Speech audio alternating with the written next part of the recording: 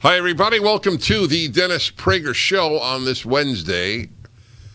A reminder that the next hour is the male-female hour. Walking into my studio brought me a glimmer of hope in this dark period of world history, not only American history. I saw more unmasked outside people outside than previously. And in each case, I try to thank them because reason is rare. Anyway, I have an esteemed guest. Man, I've respected his work, is magnificent. Neil Ferguson, renowned historian, senior fellow at the Hoover Institution. Brand new book out actually yesterday, and it is titled Doom, D-O-O-M, The Politics of Catastrophe. Neil Ferguson, welcome to the Dennis Prager Show. Great to be with you, Dennis. Thank you. Sweet of you to say. And, of course, thank you for your PragerU videos. They're just terrific. So this is very exciting. A book on the subject of the politics of catastrophe coming from you. I think it's what the doctor ordered. Oh, I take that back since my respect for doctors has declined. I take back that metaphor. All right. What is the thesis of your book? Well, the thesis of my book is that we have to keep disasters in perspective. We've certainly lived through a disaster. That is an appropriate word to use when talking about COVID-19, but it's by no means the biggest disaster in world history. In terms of the share of the world's population that have been killed, it's on a par with the 1957-58 influenza pandemic, which a surprisingly small number of people even remember. Compared with the world wars, it's really a relatively modest disaster, closer to the Korean War than to the world wars. And if you compare it to the really great disasters in history, like let's take the Black Death, which swept Eurasia in the 14th century, it's kind of a rounding error compared with that, because we're talking about 0.04% of the world's population in this disaster, compared with about a third of the world's population in the Black Death. So we have to keep this in perspective, and I don't think we've done a good job of that, and that's why I wrote this book, to try to get us to be a little bit more realistic in assessing the threats that we face, because there will be other disasters, and they won't be exactly like this one. We therefore, I think, need to change our mindset and learn some lessons from the things that we got very wrong last year. Give me some examples. Well, last year, when it was obvious, and it was pretty obvious by the second week of January, that something wicked was coming this way, we could have acted a lot more swiftly to limit the threat. The Taiwanese did that. The South Koreans did that.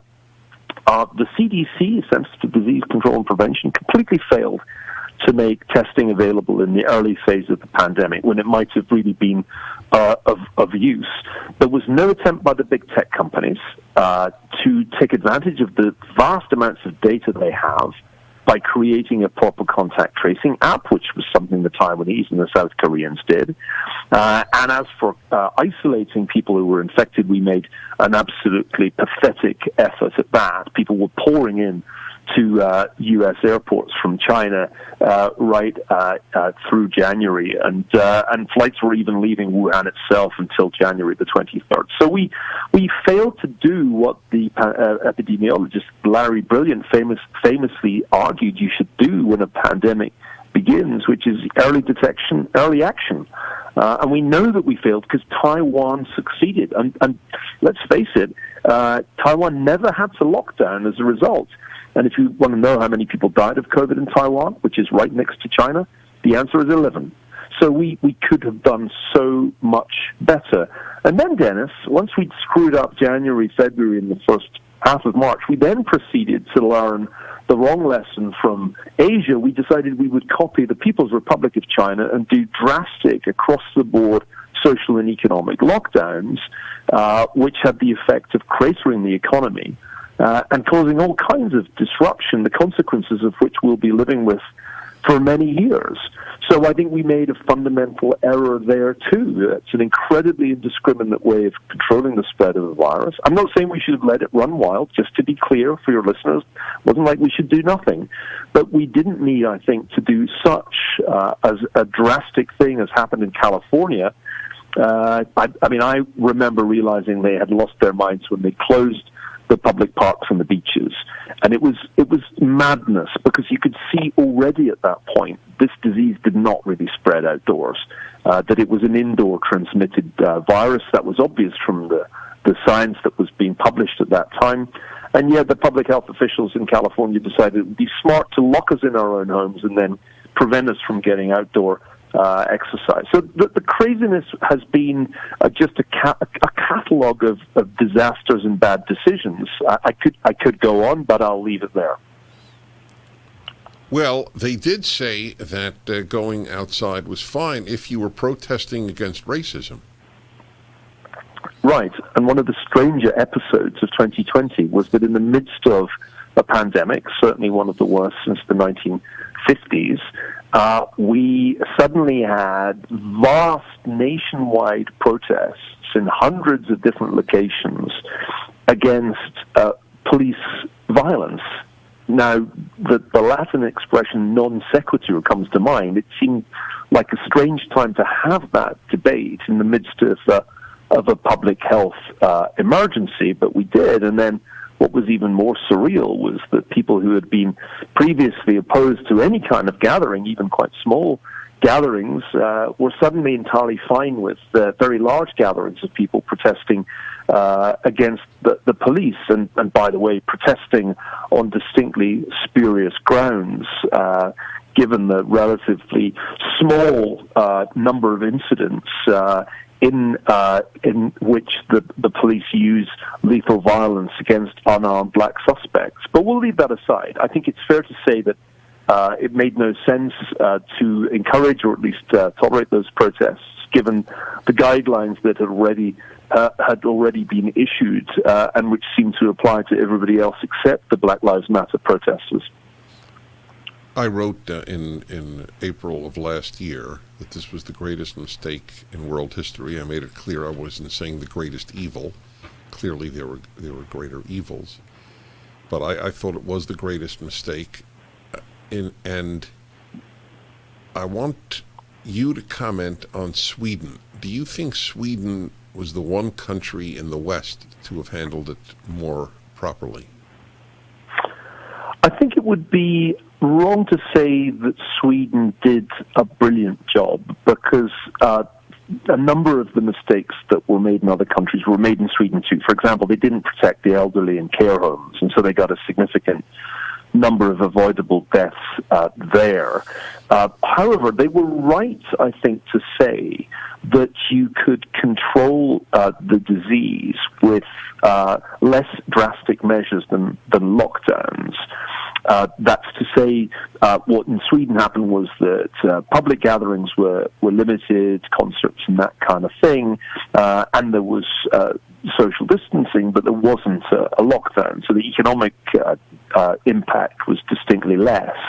I don't think the poster child is Sweden, though, because ultimately I think the real success stories were countries that I mentioned already, Taiwan and South Korea, which dealt with this problem in a smart way.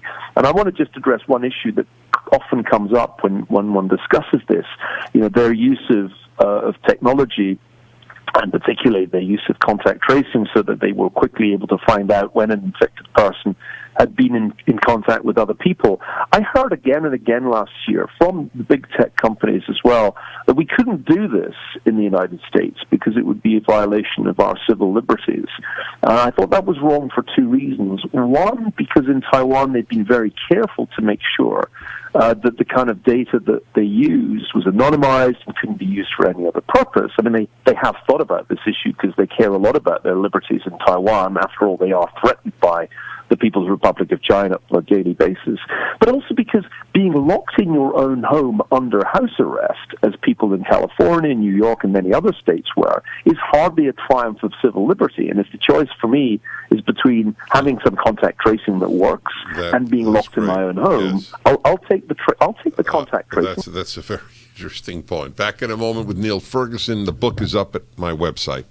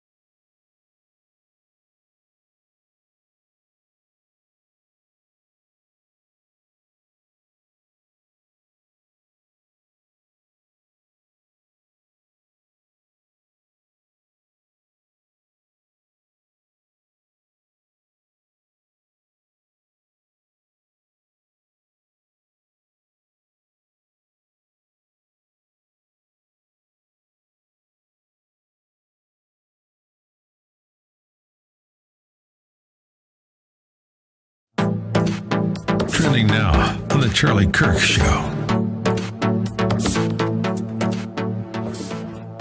We started talking about how certain states have handled the Chinese coronavirus and the lockdowns alongside of it differently than others, which, by the way, is an attribute of the American system.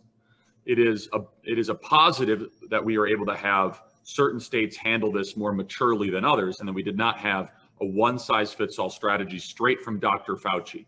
It's a good thing that Dr. Fauci was giving recommendations and not orders. It's a very positive thing.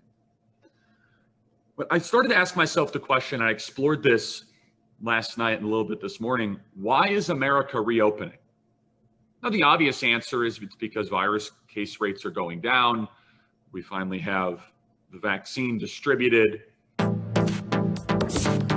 Keep up with what's trending. Subscribe on YouTube and at rumble.com. Streaming on Salem Now. Most people don't believe that Jesus is coming back. What if there was evidence that proves that this is all real? This discovery proves that he is coming back. I just went to church to get back to the gospel. Ooh, Superman works. I like Superman. The gospel? Right. And ain't nobody listening to that. Stream on your phone, tablet, or TV. Look for Salem Now in the App Store or go to salemnow.com.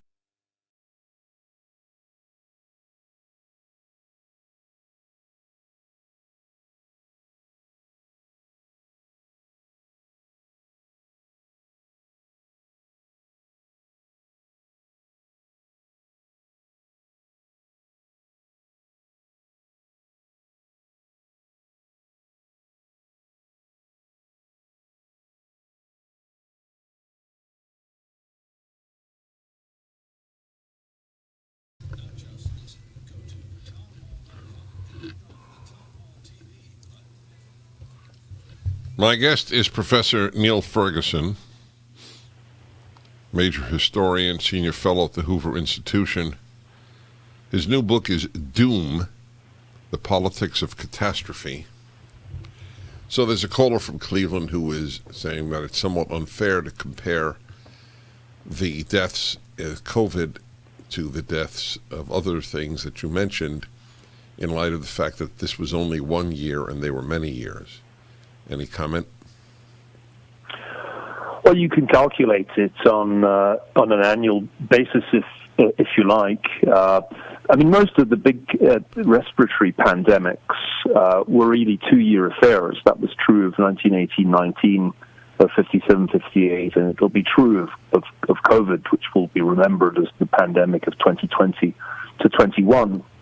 And when you do that comparison, it kind of works out pretty clearly. 1918-19 was far, far worse. Covered a similar time frame. Like our pandemic, it came in waves, but the total death numbers were far, far higher. I mean, if you look at the global mortality in 1918-19, it was nearly 40 million, which would translate into 160 million in our time, whereas we're currently looking at death toll of over 3 million. And if you look at 57, 58, the global death toll was somewhere between 2 and 4 million if you scale to our population. So I think it's the much better point of comparison. And the problem was that a great many people last year, including someone with a very similar name to me, an epidemiologist called Neil Ferguson at Imperial College London. We're well aware. I felt bad for you. It was good that my parents gave me the Gaelic spelling, Niall, or I got an even more hate mail than usual. But the other Neil Ferguson basically talked last March like we were facing 1918-19. He said 2 million Americans, 2.2 million Americans would die if we didn't lock down. And I think that was wrong. And I said it was wrong at the time. I said, I don't think it's that bad. I don't think the virus is that deadly. And I think this is overkill. And it's interesting that the other day that same Neil Ferguson, Neil Ferguson, said in an interview that he was glad that the Chinese had done a drastic lockdown because that kind of gave Western countries permission to do the same. So we were kind of unwittingly copying what the Chinese Communist Party was doing. And I think that was a huge blunder. We should have been copying Taiwan, which got this right. But Taiwan was basically being ignored by the World Health Organization at that time. Taiwan, as far as they were concerned, didn't exist because they were so in hock to their friends in Beijing. So I do think the comparisons are valid. I think when we do the comparisons, we can see that we weren't facing a 1919 scenario. We were looking at something much closer to 57, 58. And as older listeners will recall, in 1957, 58, there were no lockdowns, no school closures, minimal increases in public spending, and the economy barely felt the pandemic. So I will offer you some of my theories, and I would like you to say what you think about them. As I always tell my guests, I am completely comfortable with the guests disagreeing. I think that the closing of schools for as long as we have has been criminal. Your reaction? I agree. And incidentally, so does a great liberal journalist Nicholas Kristof, who wrote this in his New York Times column not so long ago. We will see that a generation of kids in public schools have been deprived of a year of education with lasting consequences. And I think it was a shocking abdication of responsibility by the teachers' union not to prioritize school reopening. Private schools reopened. It was very possible to reopen a school. And they were the ones who didn't really need to because the kids had laptops and iPads and could do distance learning. So we know it was possible to reopen schools. And I think it was indeed criminal and will have terrible consequences, not least for inequality in America, because our education system was doing a pretty poor job for poor kids already. But shutting them out of school for a year, this is going to have very, very negative consequences. So on that, we agree.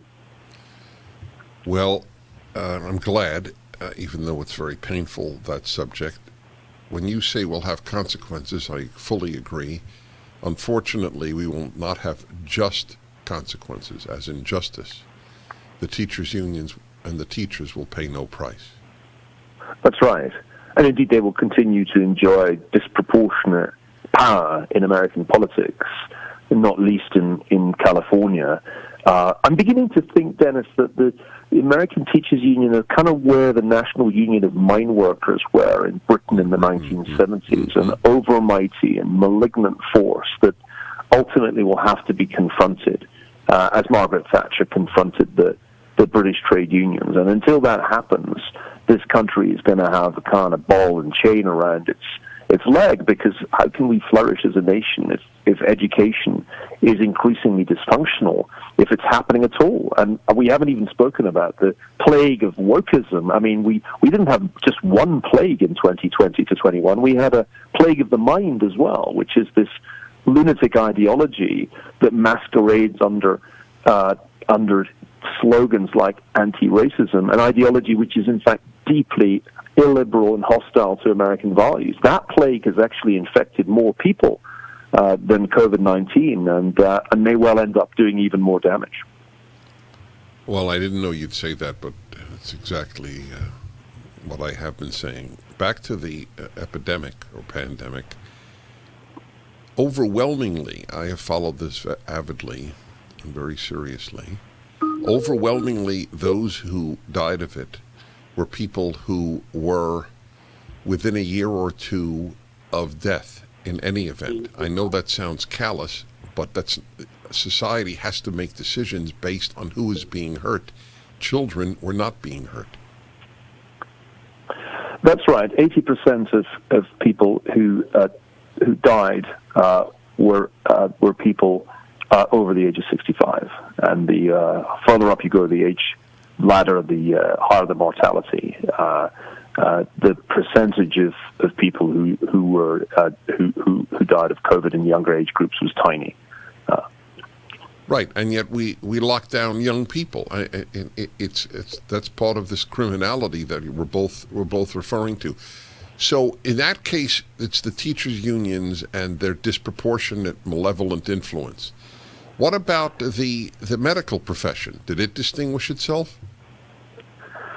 Well, you were beating up on doctors a moment ago, and I wouldn't want to do that. My dad was a doctor, and I know many doctors have been doing their utmost to do a good job in this incredibly difficult time, and it's been an exhausting time for people in hospitals, particularly at the peak back in the spring, and then again over the Thanksgiving and the holidays.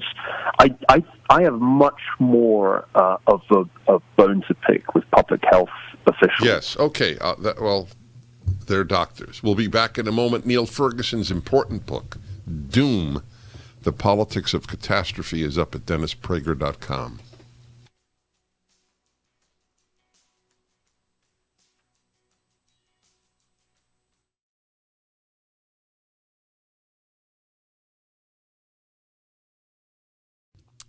Don't you get tired of commercials screaming at you to buy gold now with inflated promises on future values?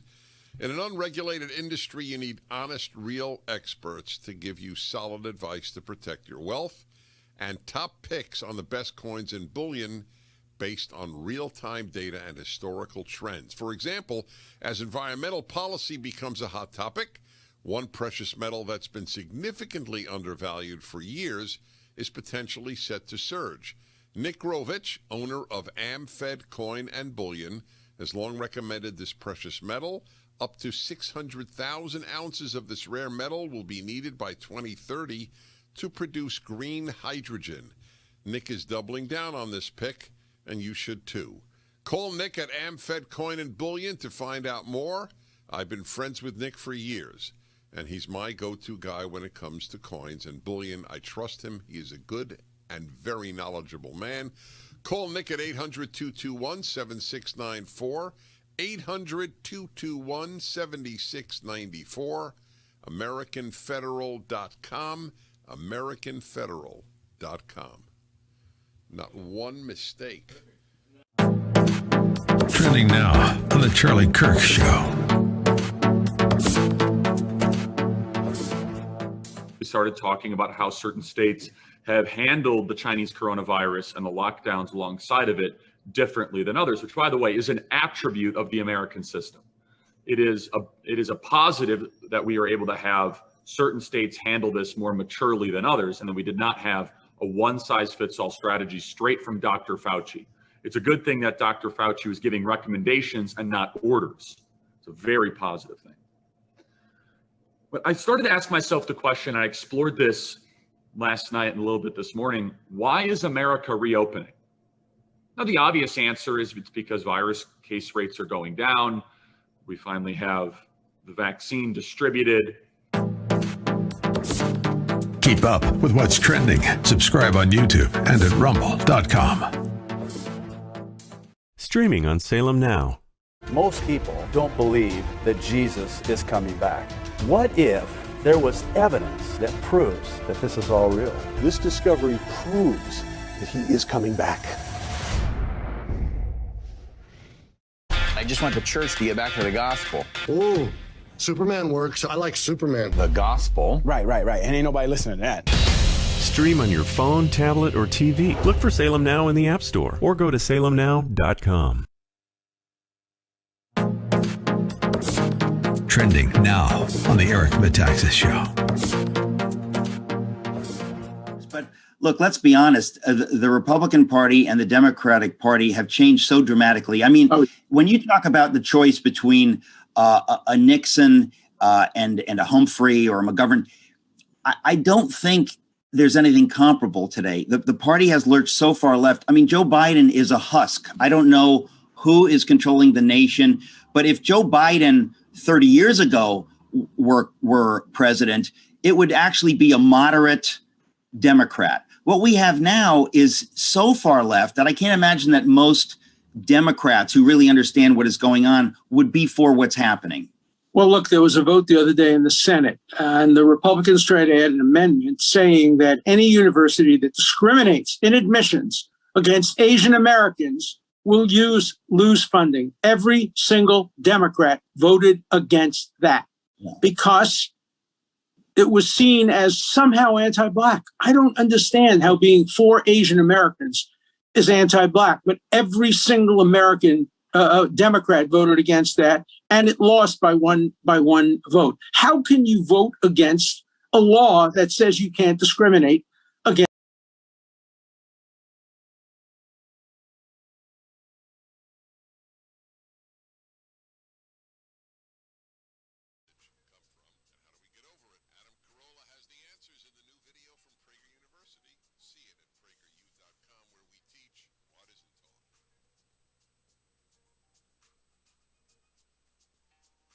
He's a phenomenon, Adam Carolla. One of the gifted people that I have known. It's rare to meet gifted people because gifts are rare. Many people with great insights, great character, I mean, all these things. But he has the gift of seeing things in a way that others don't as clearly see them, and presents his autopsy in a funny way, really funny way. So it's a very popular video. So I want to thank Neil Ferguson, who has had to go. And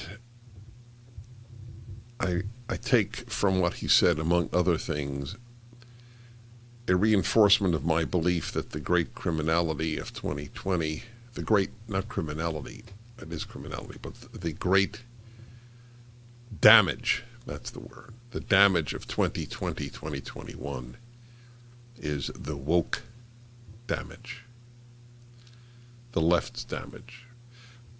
Whatever term we use, it's so funny, politically incorrect, woke, they're all euphemisms for left. Notice that? Is there anything politically incorrect that's on the right? No. Anything woke on the right? No. Call it what it is. It is the left's destruction because it destroys whatever it touches. Kids didn't go to school for years. That people will send their kids back and still have respect for the teachers' unions is really distressing. The University of California and California State University have announced that you cannot attend classes this coming semester if you haven't been vaccinated. I don't even know why that's legal. These are public universities. This is only the beginning of what will be demanded if this is allowed to hold. Doesn't it show that there's something fraudulent in at least the presentation of the effectiveness of the vaccine? If you're vaccinated, why do you give a damn if the next guy's vaccinated? The convoluted nonsense. I mean, the drivel. It's like men give birth. Oh, but you're not really fully immunized. Really, that's the first vaccine that I heard of that really doesn't fully immunize you. And how many people doesn't it fully immunize? What percentage of those who got the vaccine? 1%, 3%, 5%? And of the 5% that it doesn't work with, what percent of those will die? So we're talking about an infinitesimally small number of people for which we are like sheep walking to the slaughter. The University of California cannot make that demand. Harvard can, because it's a private institution. But it gives you an idea of the idiocy that runs Harvard. Who the hell are you to tell me what medicine I take? I thought the left believed that you should be free to do what you want with your own body. Isn't that the whole argument about abortion? Don't interfere with a woman's control over her own body? What happened to that notion? So the irony is, this is your body, the vaccine. The fetus is not your body. The whole thing is convoluted. You should be free to destroy another body, but you are not free to do what you want with your own body. That's a fact.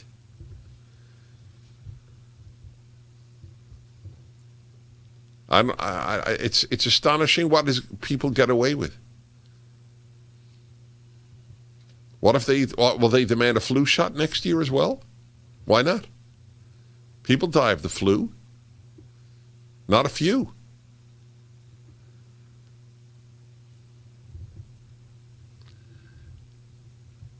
And the people least needing a vaccine for COVID are young people. The percentage of young people dying from this is tiny, is almost negligible. So why are they doing this? Well, one answer is because they can. The other is because they are afraid. 1-8-PRAGER 776-877-243 776.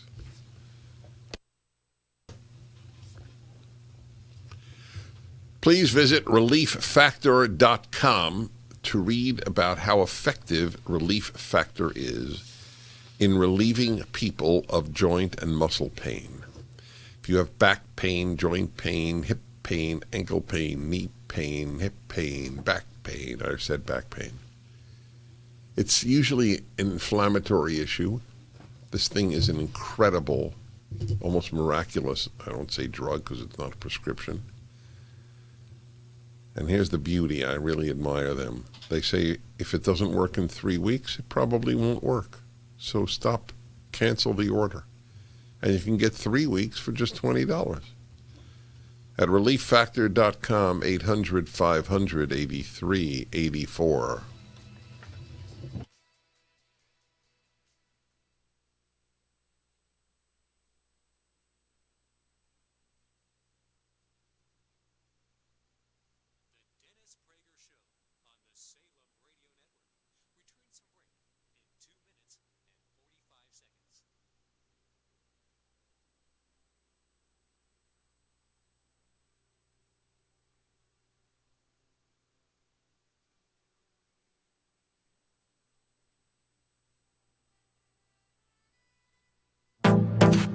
Trending now on The Charlie Kirk Show.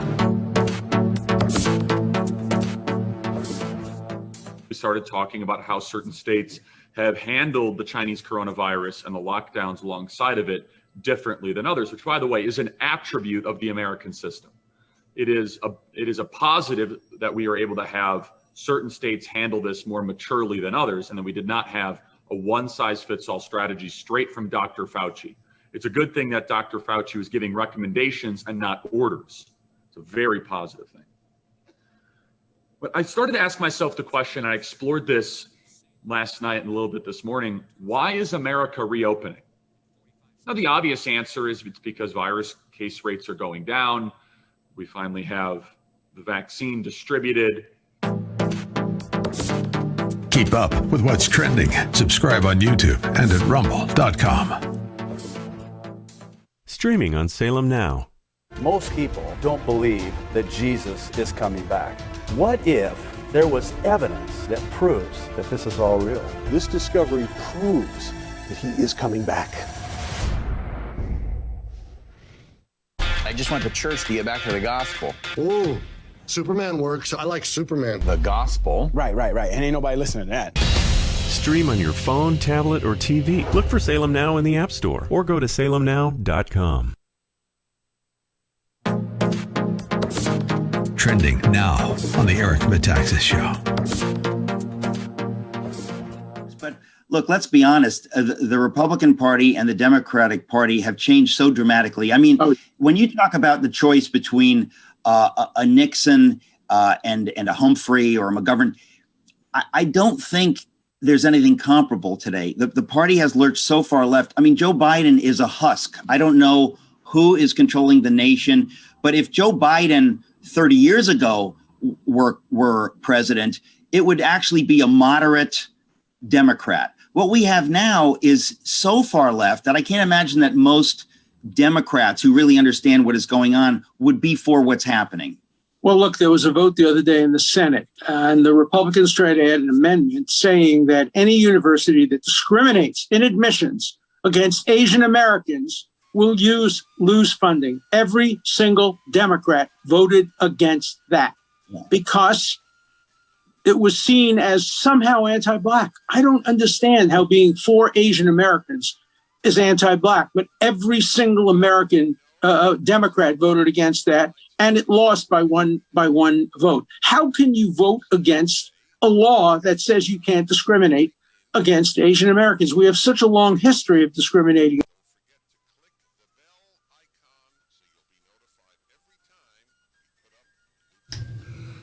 Here's a great example of how much the New York Times lies.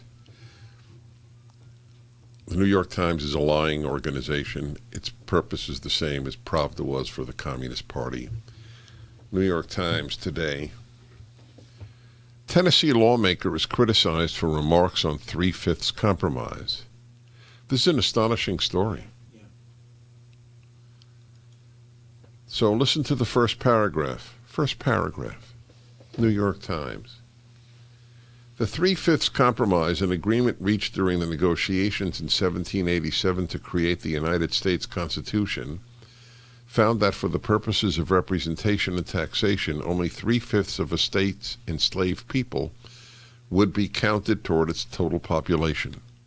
Here comes the lie. Pure, unadulterated lie. Like snow is green. It is regarded as one of the most racist deals among the states during the country's founding. Why is it a lie? Because it was an anti-racist deal. That's why.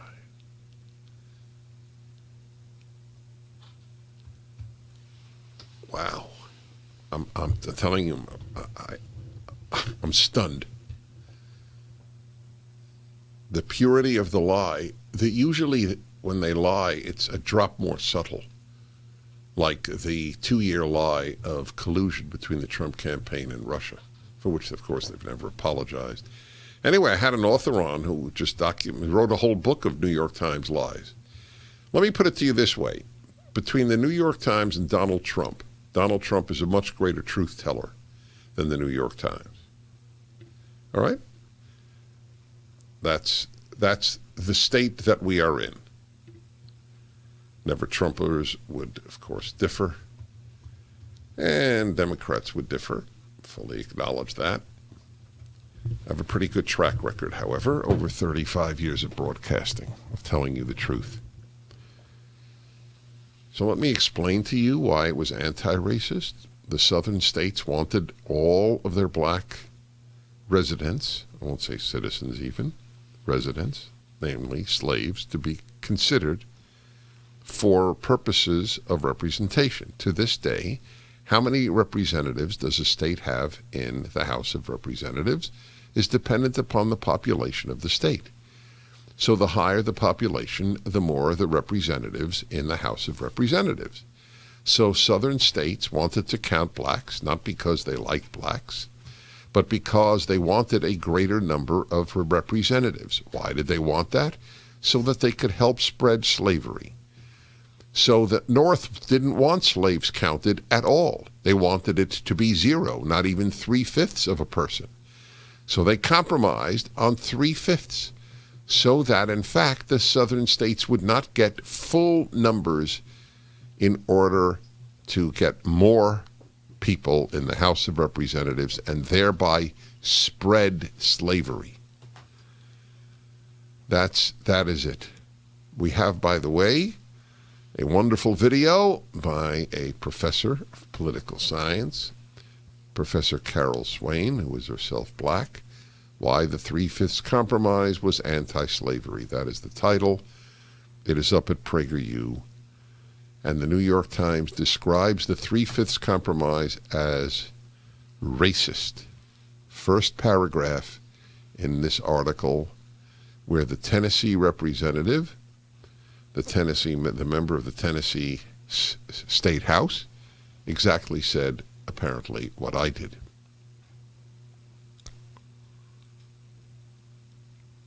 Every day I bring to you the lies of the left, because truth is not a left-wing value.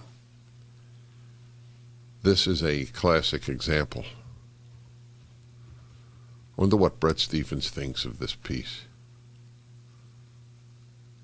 People say, I get this question a lot. So if you could have lunch with anybody, who would it be? And I always answer my friends, my wife and my friends. I don't have anybody. I mean, basically, I'm in a very, very lucky position. I could have lunch with just about anybody. But it's not the way I think, and I'd rather be with just the people I'm closest with. But I would like to have lunch with Bret Stephens, which I could, incidentally, because we are, in fact, friends. Except that I don't want to put him on the spot. He wrote another piece that, the latest piece he wrote, and what was it on again? I read it. And here I am asking what was the subject of Bret Stephens. This is a columnist of the New York Times, the only real conservative at this time. And leading the country to a permanent decline. Oh yes, leading the country to a permanent decline. How all these $1 trillion policies are ruining the country. Do you know that there were over 3,000 comments? That's one of the highest numbers of comments I've ever seen on any article anywhere. So he is the only person really saying the truths about society there. So if I said to him, Bret, do you know how much the Times lies? What is he going to say to me? So I wouldn't do that to him. You have to know how to talk in private. I mean, in public, this is the New York Times.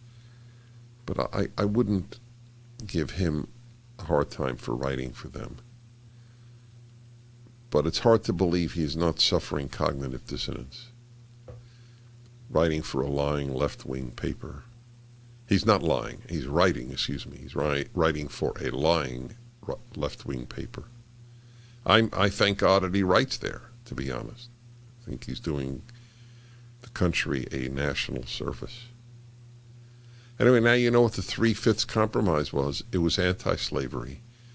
And the New York Times, in the first paragraph on the piece, on this news item, calls it racist. One of the most racist deals among the states during the country's founding.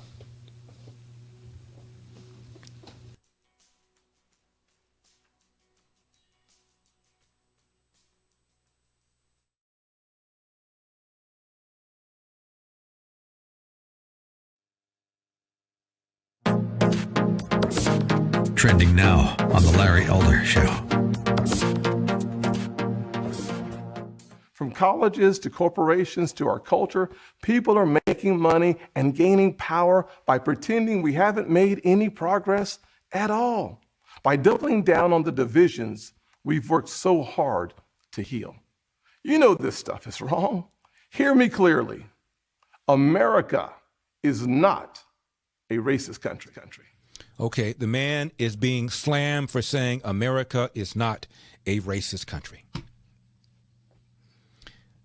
Camus Bell says, it depends on how you define racism. Here's how he defines racism. I define that as a country that is built on racism. So yes, I believe America is a racist country because it literally is built on and runs on racism. America is built on racism and runs on racism. It's sort of the petrol of America, the fuel of America. So his definition of racism is America was built on racism and is run on racism, whatever the hell that means. And the definition given by this gentleman in the Washington Post, quote, it means that we have systems and institutions, referring to systemic racism. It means we have systems and institutions that produce racially disparate outcomes regardless of the intentions of the people who work within them, end of quote. So if every cop is devoid of racism, but the cops pull over more blacks than they do whites, that's systemic racism, even if the cops aren't racist, because the outcomes are different. Keep up with what's trending. Subscribe on YouTube and at rumble.com. This is Ed Morrissey of HotAir.com for Town Hall. Why would a high-ranking American diplomat alert an Iranian government official about Israeli covert actions? In a leaked recording between Mohammad Javad Zarif and a political ally, the foreign minister revealed that John Kerry personally informed him that Israel was behind over 200 attacks on its military forces and proxies in Syria. Zarif professed astonishment at Kerry's tip-off. No doubt the Israelis are astonished at this as well, and all Americans should feel the same way. After years of unfounded accusations about Republican collusion with Russia, we now hear of a prominent member of two Democratic administrations sharing intelligence about our allies' covert operations with a regime that regularly holds Death to America rallies in its capital. The Biden administration needs to explain Kerry's actions immediately, especially while pursuing pointless negotiations with a puppet government in Tehran. I'm Ed Morrissey. Publicpolicy.pepperdine.edu. Trending now on The Mike Gallagher Show. For the hot new summer blockbuster, he and his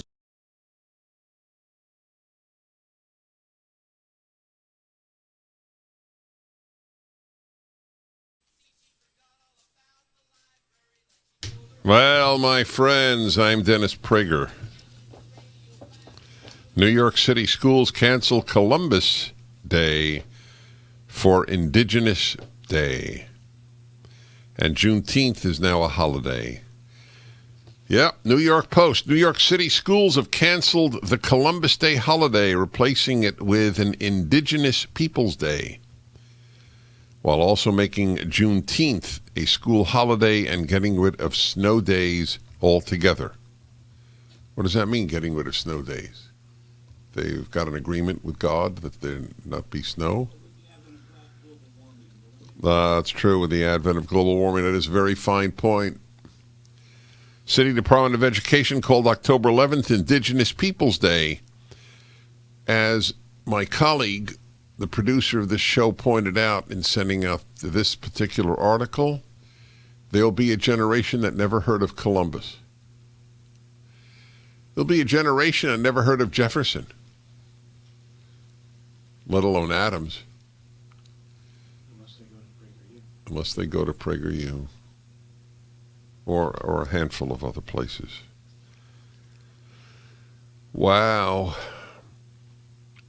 Flagging the beginning and end dates for the school year as well as winter and spring recesses, but not the big changes within a tweet.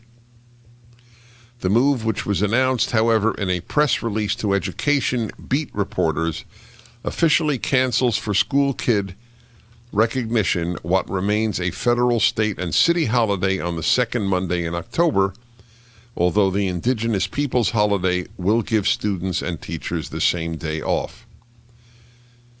Well, in another first, the schools will be closed on June 20th in observance of Juneteenth, which celebrates the day in 1865 that black slaves in Texas were informed of their freedom. Okay. That's what's happening. No more Columbus Day.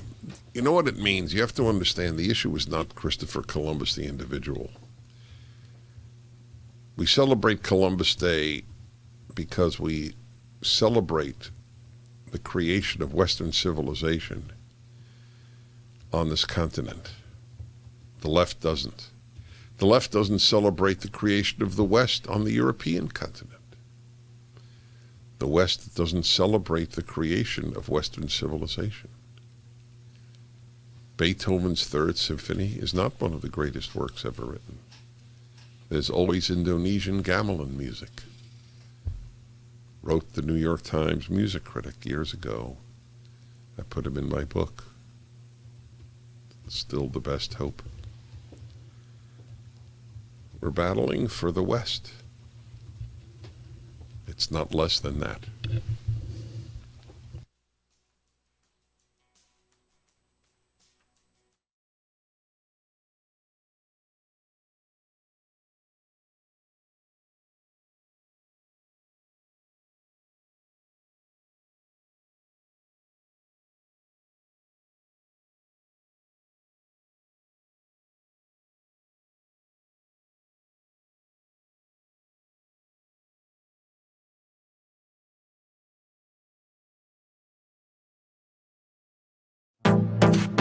Trending now on The Charlie Kirk Show.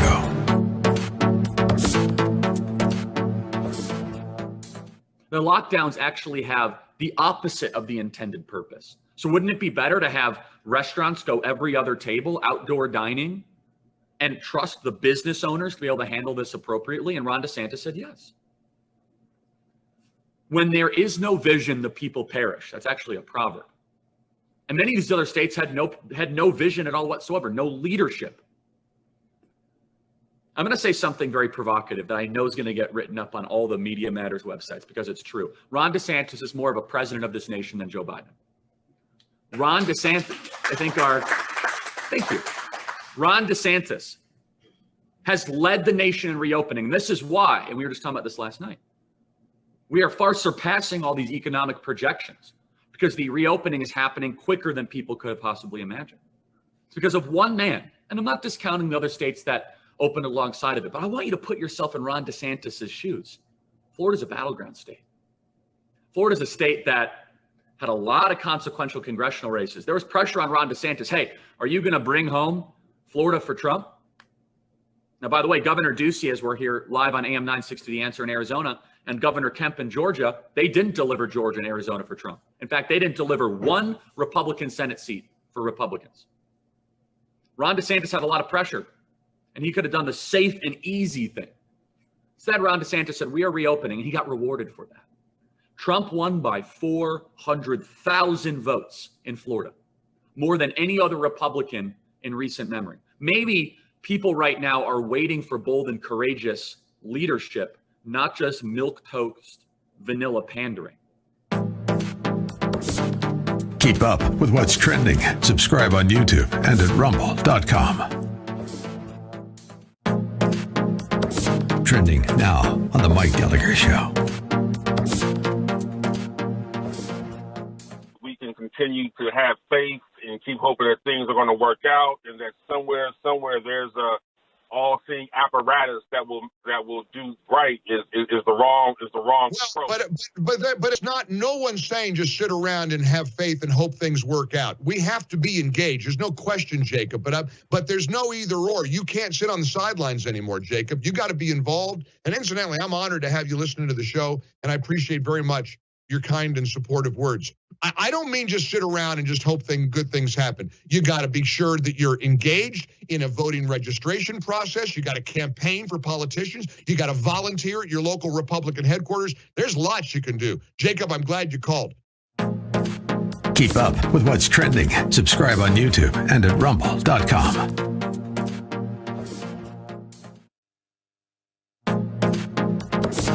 Trending now on The Larry Elder Show. Remember when the Obama administration came into Ferguson and accused the Ferguson Police Department of institutional racism? Principal finding, Ferguson is 67% black, but 85% of the traffic stops are of black people, an 18-point gap, ergo systemic racism. And the Ferguson PD only had, out of 50 officers, about 3 or 4 black. Now, New York City is 25% black, right? What percentage of the traffic stops are black people? 55%. That's a 30-point gap. But the NYPD is majority minority. So how is it that this NYPD police force that's majority minority has a bigger gap between the percentage of blacks in the city and the percentage of blacks who are those who are pulled over in traffic stops, a bigger gap with a racially diverse PD? But the Obama administration didn't accuse the NYPD of systemic racism. But the Ferguson PD that has a smaller gap, 18-point, with an almost all-white police department, is systemically racist. So we're always going to be racist. Kamau Bell says, I believe America is racist because it was founded on racism and is still run on racism. Was it run on racism when Obama was president? And did it go back to racism when Trump became president? Of the 700 counties that voted for Obama twice, 2008, 2012, 200 of them switched to vote for Trump in 2016. Now, when did they become racist? Keep up with what's trending. Subscribe on YouTube and at rumble.com.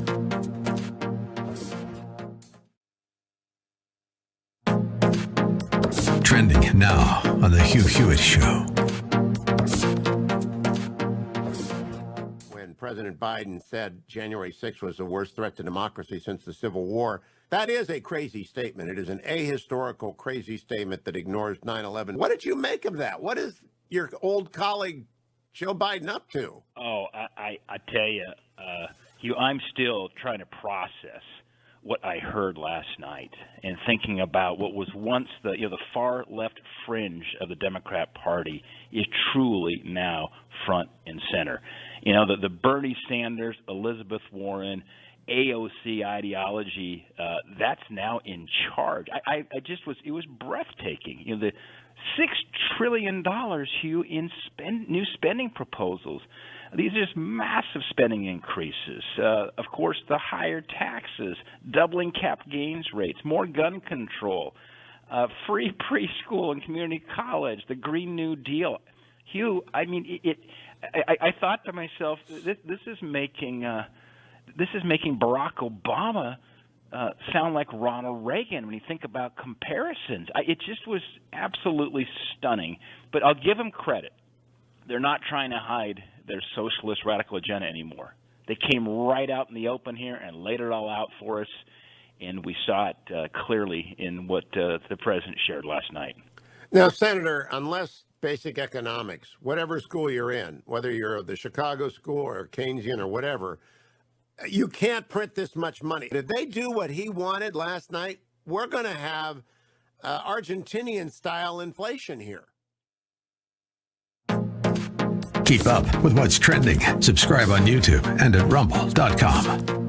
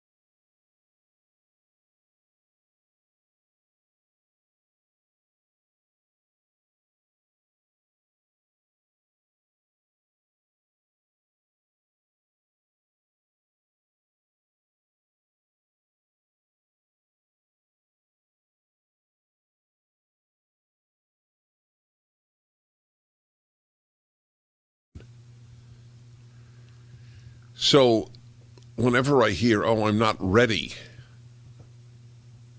I've always had an answer to "I'm not ready," or "I'll get married when I'm ready." Then you'll never get married. It's like the people who say, "Oh, I'll visit Israel when it's safe." Then you'll never visit. "I'll take my mask off when it's safe." You'll never take your mask off. "I'll get married when I'm ready." You'll never get married. Take your calls when we return. Male, female hour. I'm Dennis Prager.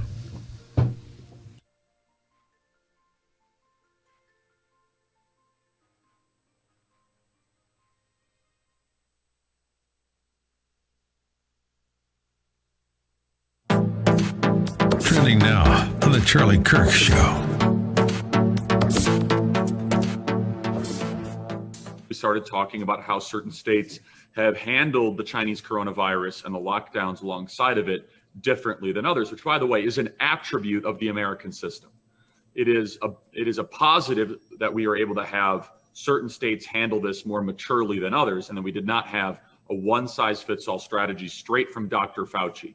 It's a good thing that Dr. Fauci was giving recommendations and not orders. It's a very positive thing. But I started to ask myself the question, I explored this last night and a little bit this morning, why is America reopening? Now, the obvious answer is it's because virus case rates are going down. We finally have the vaccine distributed. Keep up with what's trending. Subscribe on YouTube and at rumble.com. Streaming on Salem Now. Most people don't believe that Jesus is coming back. What if there was evidence that proves that this is all real? This discovery proves that he is coming back. I just want the church to get back to the gospel. Ooh, Superman works. I like Superman. The gospel? Right. And ain't nobody listening to that. Stream on your phone, tablet, or TV. Look for Salem Now in the App Store or go to salemnow.com. Trending now on the Eric Metaxas Show. But look, let's be honest. The Republican Party and the Democratic Party have changed so dramatically. I mean, when you talk about the choice between a Nixon and a Humphrey or a McGovern, I don't think there's anything comparable today. The party has lurched so far left. I mean, Joe Biden is a husk. I don't know who is controlling the nation, but if Joe Biden 30 years ago were president, it would actually be a moderate Democrat. What we have now is so far left that I can't imagine that most Democrats who really understand what is going on would be for what's happening. Well, look, there was a vote the other day in the Senate, and the Republicans tried to add an amendment saying that any university that discriminates in admissions against Asian Americans will lose funding. Every single Democrat voted against that because it was seen as somehow anti-Black. I don't understand how being for Asian Americans is anti-Black, but every single American Democrat voted against that, and it lost by one vote. How can you vote against a law that says you can't discriminate against Asian Americans? We have such a long history of discriminating against Asian Americans. There are now lawsuits involving Yale and Harvard and Princeton who are accused of discriminating in admission policy against Asians in order to raise the number of African Americans. They deny that there's a quota system, but if it ever got below 13%, they'd be held to pay. If that's not a quota, I don't know what is. They call it a target. Keep up with what's trending. Subscribe on YouTube and at rumble.com.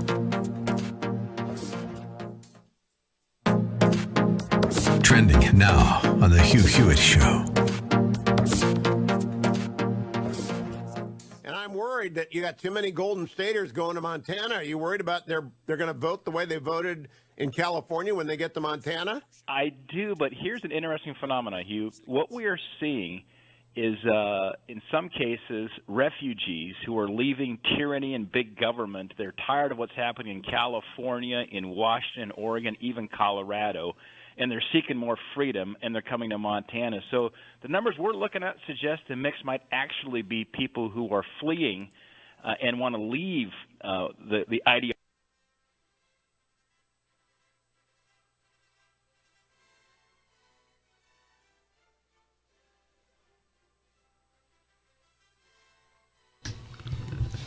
Is that Mendelssohn?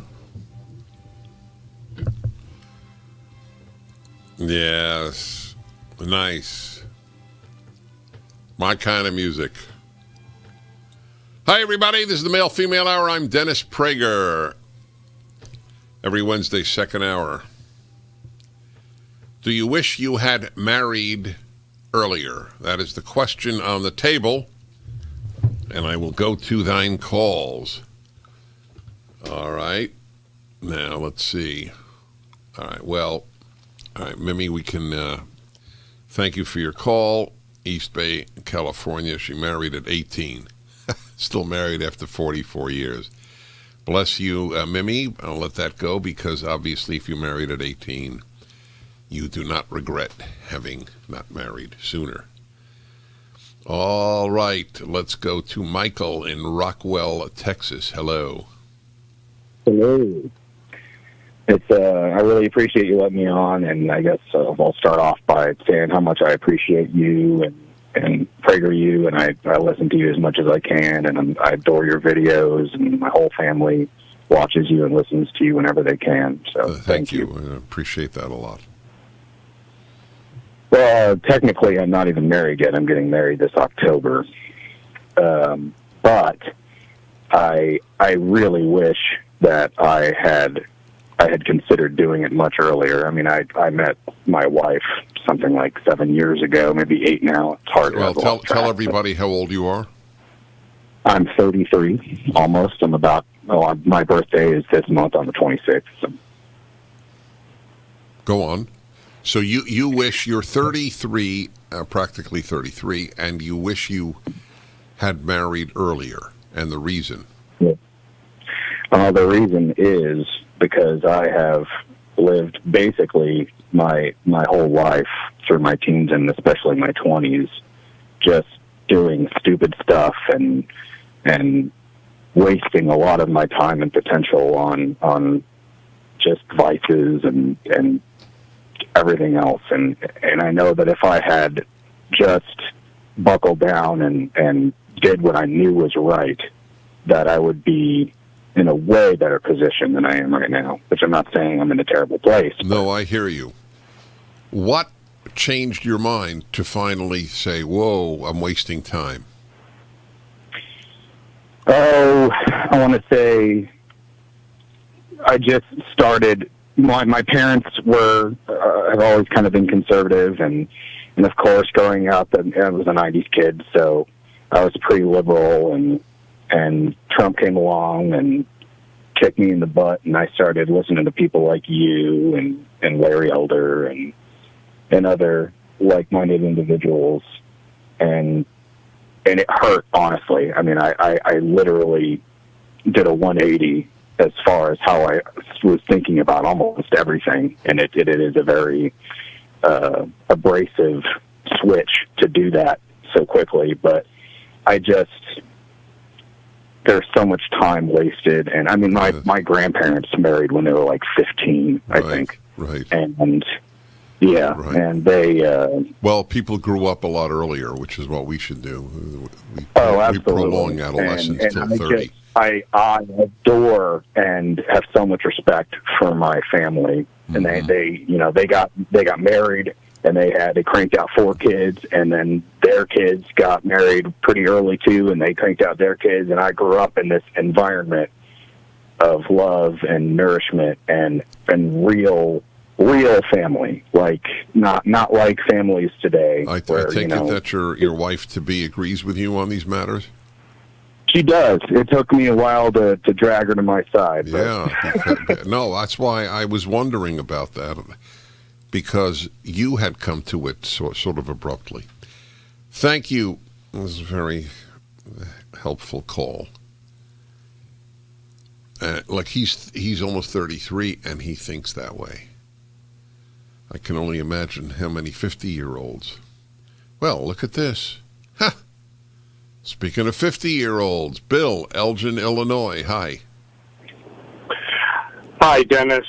First of all, love your show, and you've been there since the passing of Rush to me, so I've kind of switched over to you. So I want to thank you for being there. But yeah, I have regrets. I got married when I was 41, technically, but I'm now 53, and I just think I waited too long, and now. We kind of talked about children. We tried when we first got married, but we kind of weaned off of trying. And now I think it's, getting a little too late as far as where I am in my life as well. Now I get, people at the last minute like, hey, are you going to have kids? You're going to have kids. And I'm trying to, basically let them know that I don't think that's going to happen. So yeah, I do have big regrets. So, my advice to anybody that would be in this situation would be to kind of get your act together early. But on the other hand, it took me a long time to find my wife. My wife is a very good woman, and it took me a long time to find those values that I needed to find. So, that's the other side of the story. So she just didn't come along any sooner for me to, make this, right. decision. On the other hand, had you been more open earlier, you might have found her or someone like her. No, absolutely. So I'm absolutely. just curious, what was your attitude toward marriage in your 20s and 30s? I didn't want it. I'm the youngest of so many children, and they're all baby factories, and they've got their lives. It's not something I really wanted what they had, and I didn't want to buckle down. I like my life. I like my friends. I like my freedom. Do you still regard them as baby factories? No. Actually, I'm kind of jealous now. Okay, that was the question of the hour. Thank you. They were baby factories. Do you still think they are baby factories? Not really. Yes. That proves he's changed. But you're taught that, basically. That's what you're taught in the moronic institutions known as schools in the United States, whether it's elementary, high school, or college. Yeah, people who have a lot of kids, they're baby factories.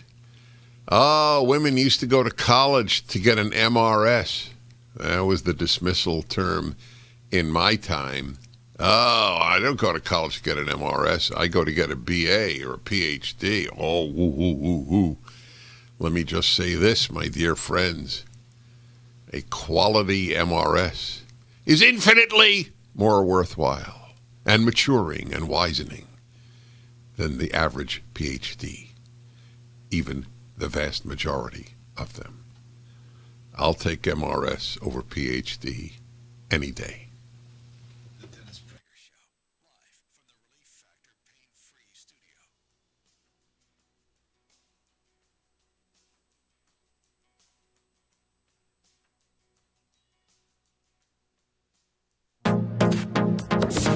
Trending now on The Larry Elder Show. Remember when the Obama administration came into Ferguson and accused the Ferguson Police Department of institutional racism? Principal finding, Ferguson is 67% black, but 85% of the traffic stops are of black people, an 18-point gap, ergo systemic racism. And the Ferguson PD only had, out of 50 officers, about 3 or 4 black. Now, New York City is 25% black, right? What percentage of the traffic stops are black people? 55%. That's a 30-point gap. But the NYPD is majority minority. So how is it that this NYPD police force that's majority minority has a bigger gap between the percentage of blacks in the city and the percentage of blacks who are those who are pulled over in traffic stops, a bigger gap, with a racially diverse PD, but the Obama administration didn't accuse the NYPD of systemic racism. But the Ferguson PD that has a smaller gap, 18-point, with an almost all-white police department is systemically racist. So we're always going to be racist. Kamau Bell says, I believe America is racist because it was founded on racism and is still run on racism. Was it run on racism when Obama was president? And did it go back to racism when Trump became president? Of the 700 counties that voted for Obama twice, 2008, 2012, 200 of them switched to vote for Trump in 2016. Now, when did they become racist? Keep up with what's trending. Subscribe on YouTube and at rumble.com.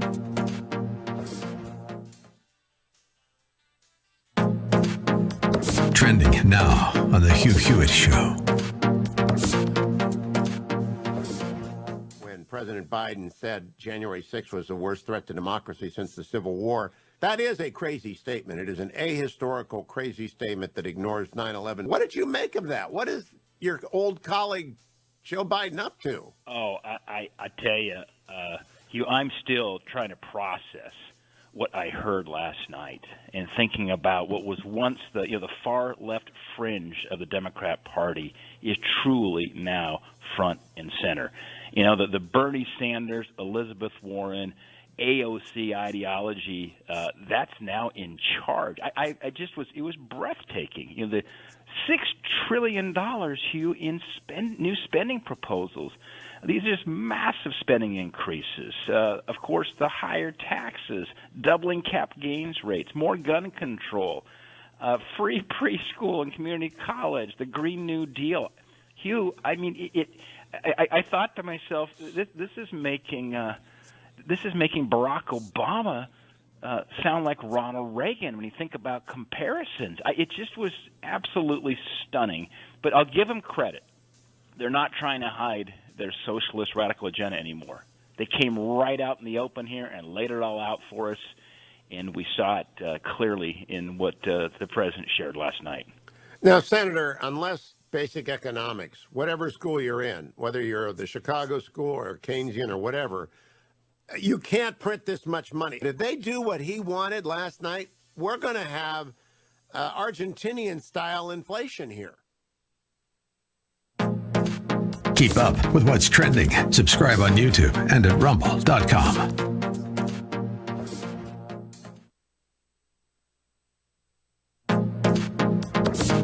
Trending now on the Eric Metaxas Show.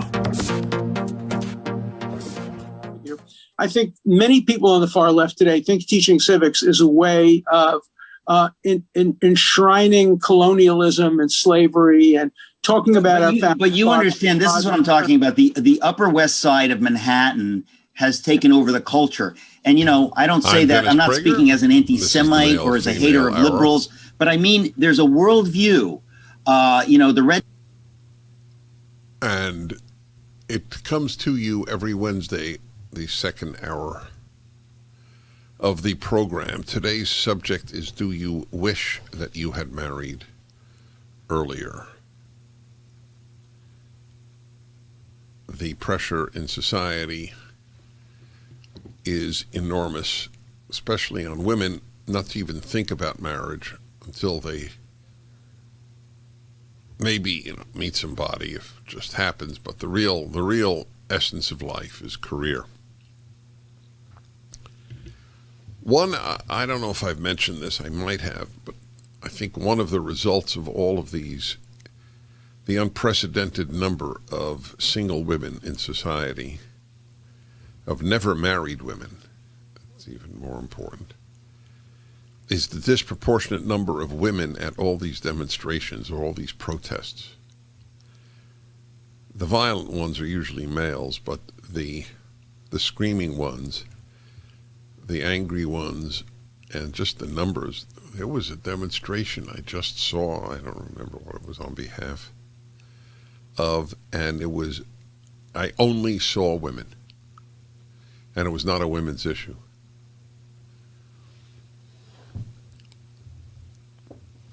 Every man,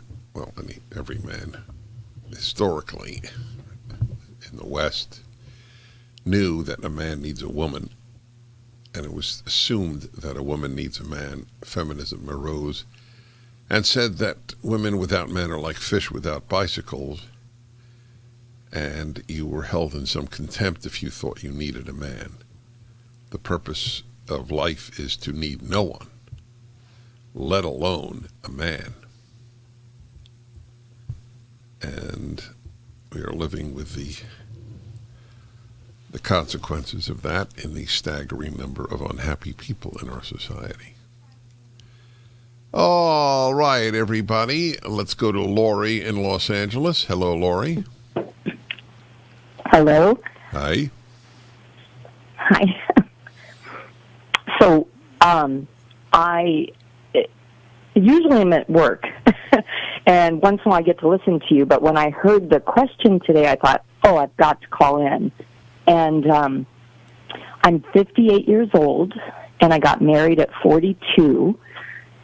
And it's my first marriage, and the reason that number one reason I wish I had married earlier is definitely because of children, but number two, because I have not had children, and number two, because I think it would have really helped my husband and I bond even more. I mean, we've been married 16 years now, we're happily married, but there are definitely struggles, and I feel like maybe the intimacy, relational part, not just physical, but the emotional part, would have been stronger had we married much younger.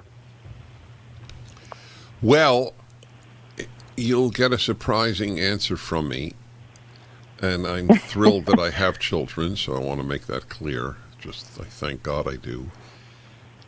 Having said that, it has not been my experience that people without children have less happy marriages. So I don't know if you would have bonded more.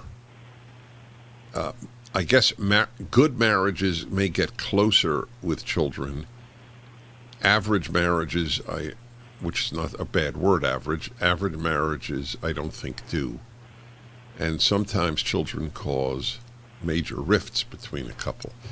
So I wish you had children. I wish you married earlier, but I don't think you should think my marriage would be better. I think your life would be richer, but I'm not sure your marriage would be better. I agree with that, but I don't know that you understood what I meant. Number one, I wanted children. But number two, even if we hadn't had children, even if we had married younger, I think the reason I think that our marriage would have been, I guess stronger wasn't the correct word, but perhaps closer, would be we would have more grown together in our you're right, but that's ideas, not a children issue. You're exactly. Right. Oh, okay, exactly. Fine. All right. Well, you had mentioned the children. Okay, thank you so much. Yes, I appreciate that. We'll take more calls in a moment. The question on the table is, do you wish you had married sooner? Think that there's a college? Well, there's a college. What percentage of colleges you think would even entertain this question in a classroom? I would say 1%. 1 out of 100 colleges. They would have contempt for the question. Nerve Renew is an advertiser on this show because I asked them if they would.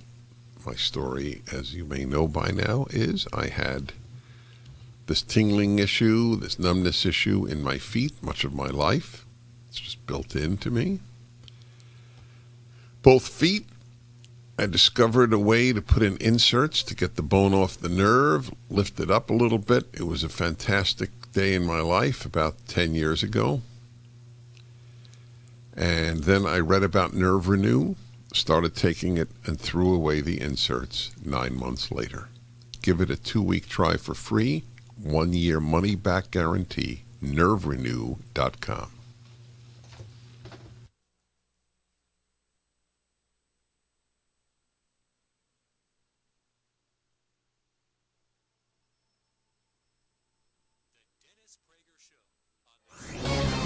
This is Albert Mohler for Townhall.com. The editorial board of the Los Angeles Times has put forward a horrifyingly honest argument about abortion. The headline it ran was this: "The right to an abortion means the right to have it for any reason."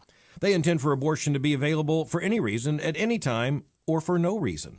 Their focus was a law passed in 2017 by the legislature in Ohio, a law that seeks to prevent abortion on the grounds that the unborn baby has been diagnosed with Down syndrome. The editorial board of the Los Angeles Times is saying that it is wrong to try to protect unborn babies that are diagnosed with Down syndrome by such a law. Why is it wrong? Because, says the editorial board, it interferes with what is a greater good than human dignity in the womb. And that means a woman's absolute autonomy, and what the paper claims is her constitutional right to destroy the life within her. Like I said, this editorial is honest. It's also horrifying. I'm Albert Mohler. Publicpolicy.pepperdine.edu. Trending now on the Charlie Kirk Show. Some of us that are conservatives had hoped, I think it was a false hope, that at some point the left was going to stop. At some point they were going to say, you know what, maybe we've gone too far. No, this is just the beginning of their plans. This is just the very start of what they plan to do to our nation and to our country. And Donald Trump, I think, only accelerated a lot of their radicalism. You see, what they used to hide, what they used to pretend did not exist, they now lead with. They now say the private part out loud because they know the media will not hold them accountable. A great example of this is the Washington Post has now completely disbanded their fact-checking division. Who needs fact-checking when the Ministry of Truth has taken over the presidency, where all they did was fact-check Donald Trump's presidency? And most of those fact checks were basically critiques of nuance and context. They were not things that actually were necessary for massive front page fact checking, but they've disbanded their fact checking division because who needs to fact check Joe Biden? He's who they want to be put in place. But here's the thing that I think that we need to focus on the most, which is every single conservative in the country, and I'm just going to start doing this right after, I'd say late May, early June, which is every single conservative in the country needs to start showing up to these school board meetings. I think we have the tape here of this group of teachers that showed up, not teachers, this group of parents in Vail, Arizona. They just showed up to a random school board meeting and took over the school board. They fired the school board and they said, we're in charge now. Keep up with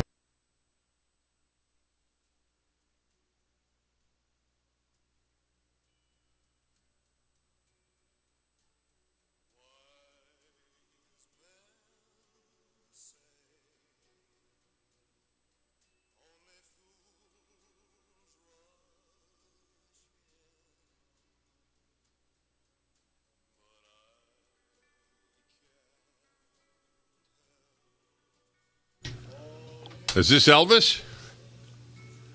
No, it's not. It's not. It was a terrible error. He sings this, but this is not him. Oh, it is? Oh, of course.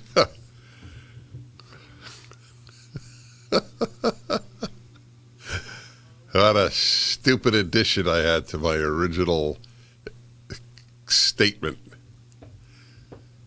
It's early Elvis.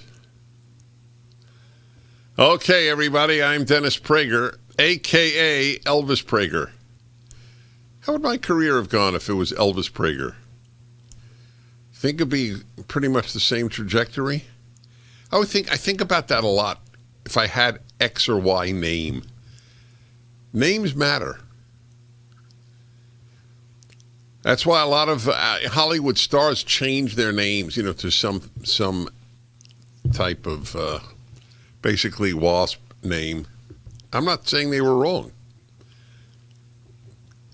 To join the Israeli diplomatic corps, the Foreign Office, you have to take a Hebrew name for your last name. So if your name is Rosenbaum, you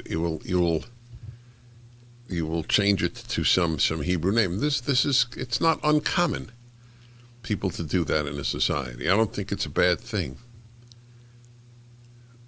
people always talk about unity. Conservatives have wanted to unite the country around the English language, for example, for decades. Why don't we just declare English as a national language? Oh, no. Multiculturalism. Yeah, but you're uniting people if they all speak the same language. No, multiculturalism. Okay. Back to the show. Do you regret not having married sooner? Suzanne in Dallas. Hello. Hi there. Hi.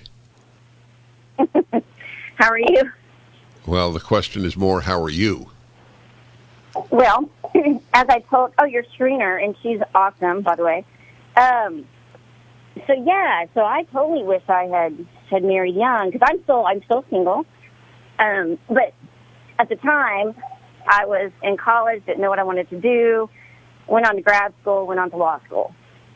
So I never found that, because I kept thinking, someone's going to appear.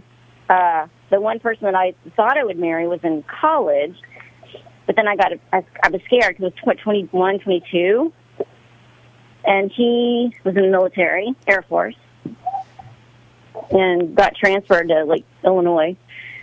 And I think, and I've dated, forever. I can't seem to find that person. But I think, I've been thinking about it a lot lately.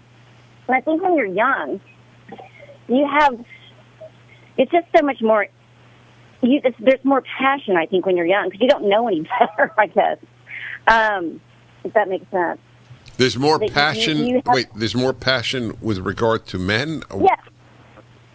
Yeah. Well, I think both sexes. I think when you're young, it's just easier. So, all right. So, in light of that, why didn't you marry younger? I was afraid. So I panicked. What were you afraid of? Marriage, just in general? Or afraid of that man, or afraid of marriage? Just afraid of marriage at that time, at that age. Right. Tell me why. Why? What were you afraid of? Okay, because I didn't have a degree at that point yet. And he was going off to the Air Force, and I'm like, wow, I don't know. And my mother always said, now, if I hadn't have had this, I think this might have been your other show too. My mom always said, look, you can always get married, but you can't. What if your husband leaves you? You got to have something to fall back on. Right. You have to have a degree. Right. That was a very common argument. Yes. And so I did that. But I thought that in my head at the time was, well, I've got to have a degree before, and some, to do something lucrative before I could get married. So that's why I did. Well, she's right about having something to fall back on. She was wrong about you could always get married. Yeah, right. Exactly. Yeah. How old are you now? 53. Are you seeing somebody? I'm not currently, but I do date. I'm in the scene. I'm in the dating scene. And the funny thing is, I've had 2 ex-boyfriends contact me. One was the guy that I might have married back in college. Why? What, is he divorced now? That's just it. No, he's not. He's married still. Oh. And I'm like, wow, that's interesting. But I've talked to him on the phone, and I didn't realize he was married initially. And then another ex-boyfriend from 25 years ago or 23 years ago contacted me too. And I say we're younger because both of those, even though I've had multiple boyfriends over the years, those 2 were very impressionable. They made an impression on me. And it's there's that, and I say why, I guess passion is not the right word, but there's still that a connection there. Yes, no, I understand it. Call me up in a few years. I feel like I've entered your soap opera. So I made a comment in this, which was agreed to by Suzanne in Dallas. And I want to repeat it. The argument of you can always get married, but you need to get a career to have something to fall back on. Part 2 makes a great deal of sense, and part 1 makes no sense. You can always get married? Really? Well, theoretically, you can always get married. Question is, can you always get married to someone you want to get married to? That's a lot easier when you're young. It's just a fact of life. Back in a moment.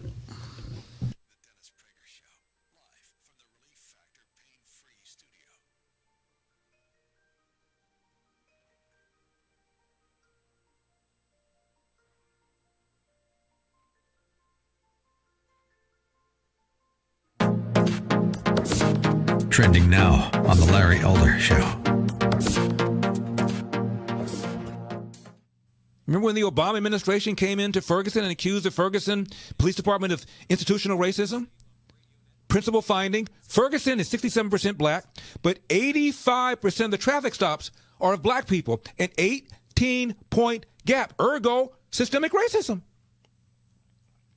And the Ferguson PD only had, out of 50 officers, about 3 or 4 black.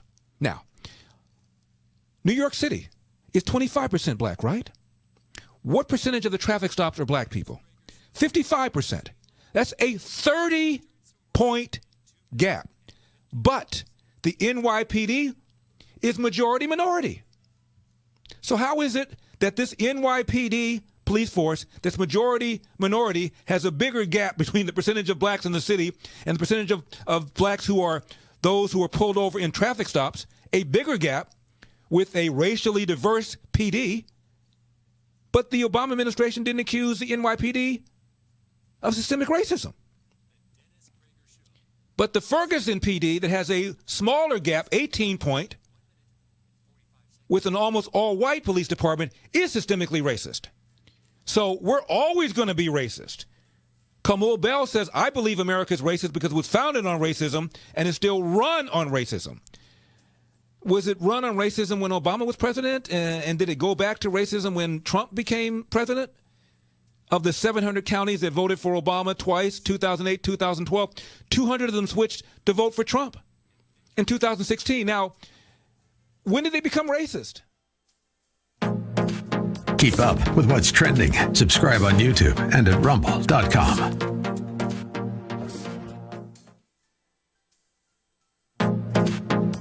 Trending now on The Hugh Hewitt Show.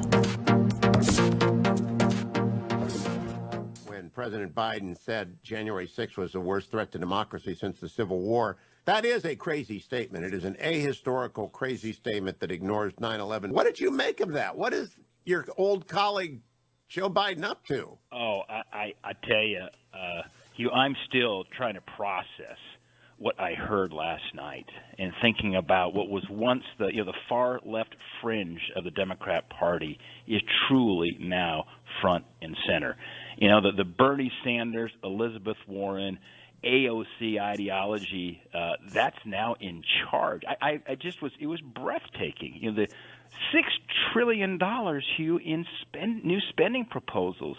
These are just massive spending increases. Of course, the higher taxes, doubling cap gains rates, more gun control, free preschool and community college, the Green New Deal. Hugh, I mean, I thought to myself, this is making Barack Obama sound like Ronald Reagan when you think about comparisons. It just was absolutely stunning. But I'll give them credit. They're not trying to hide their socialist radical agenda anymore. They came right out in the open here and laid it all out for us, and we saw it clearly in what the president shared last night. Now, Senator, unless basic economics, whatever school you're in, whether you're the Chicago school or Keynesian or whatever, you can't print this much money. Did they do what he wanted last night? We're going to have Argentinian-style inflation here.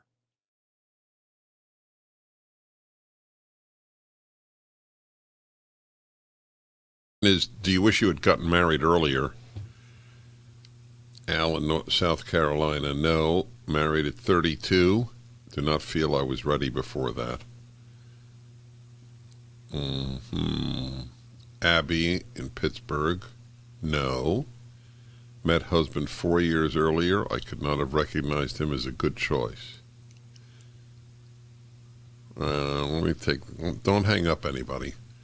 I want to understand that call, Abby. Thank you for calling.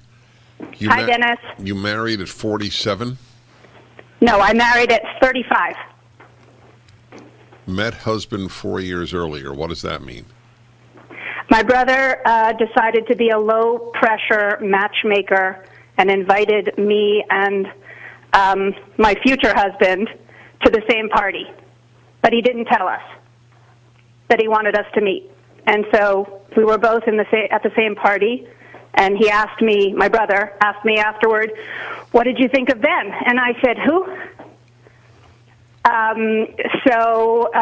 It didn't take. And then 4.5 years later, also through my brother, we met in the lobby of a hotel in downtown Pittsburgh, and I took one look at him, and that was it.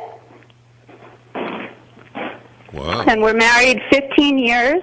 All right, and 4 children. So wait. So you married again, what, 37? What was the age?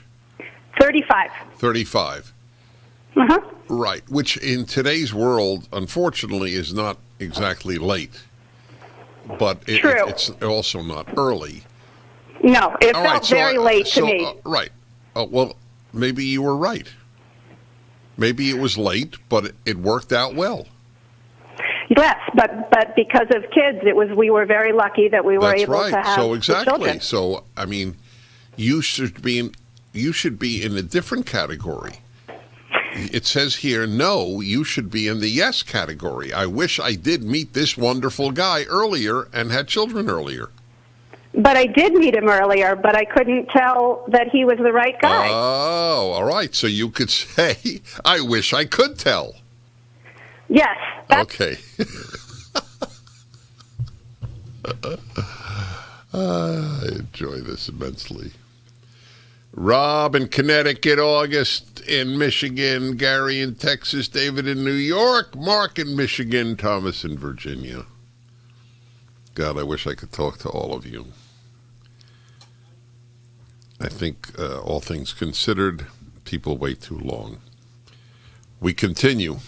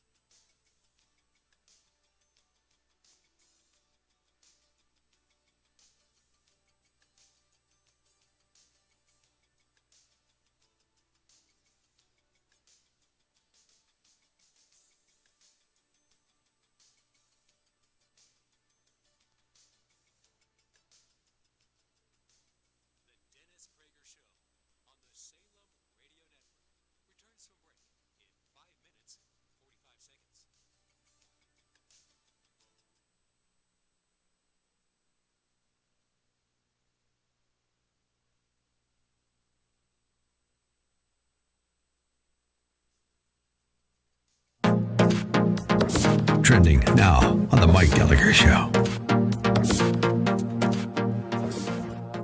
We can continue to have faith and keep hoping that things are going to work out, and that somewhere there's all-seeing apparatus that will do right is the wrong approach. But it's not. No one's saying just sit around and have faith and hope things work out. We have to be engaged. There's no question, Jacob.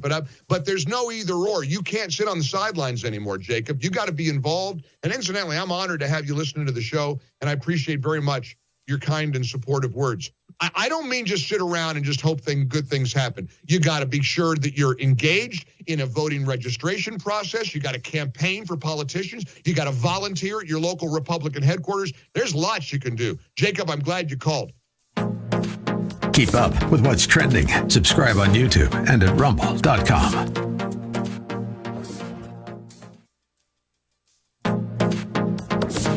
Trending now on The Larry Elder Show. Remember when the Obama administration came into Ferguson and accused the Ferguson Police Department of institutional racism? Principal finding, Ferguson is 67% black, but 85% of the traffic stops are of black people, an 18-point gap, ergo systemic racism. And the Ferguson PD only had, out of 50 officers, about 3 or 4 black. Now, New York City is 25% black, right? What percentage of the traffic stops are black people? 55%. That's a 30-point gap. But the NYPD is majority minority. So how is it that this NYPD police force that's majority minority has a bigger gap between the percentage of blacks in the city and the percentage of blacks who are those who are pulled over in traffic stops, a bigger gap with a racially diverse PD? But the Obama administration didn't accuse the NYPD of systemic racism. But the Ferguson PD that has a smaller gap, 18-point, with an almost all-white police department, is systemically racist. So we're always going to be racist. Kamau Bell says, I believe America is racist because it was founded on racism and is still run on racism. Was it run on racism when Obama was president? And did it go back to racism when Trump became president? Of the 700 counties that voted for Obama twice, 2008, 2012, 200 of them switched to vote for Trump in 2016. Now, when did they become racist? Keep up with what's trending. Subscribe on YouTube and at rumble.com.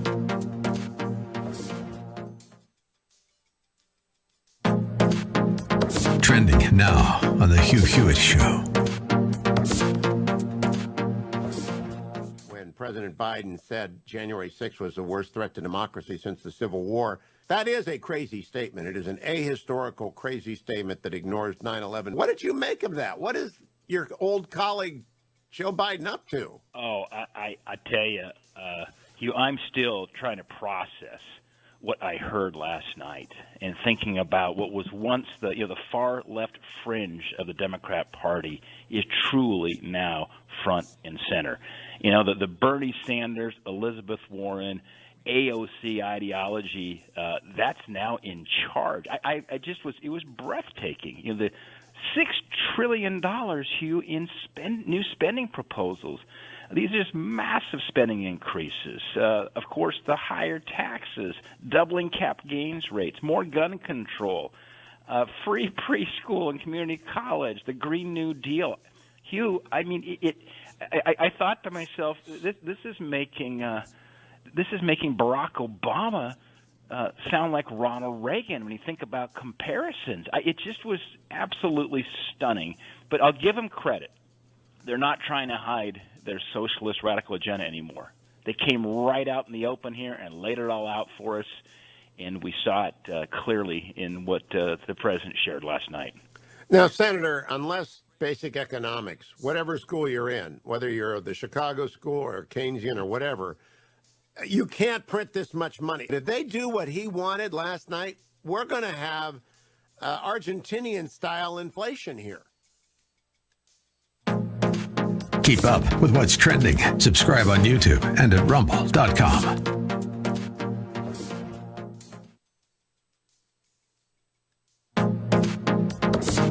Trending now on the Eric Metaxas Show.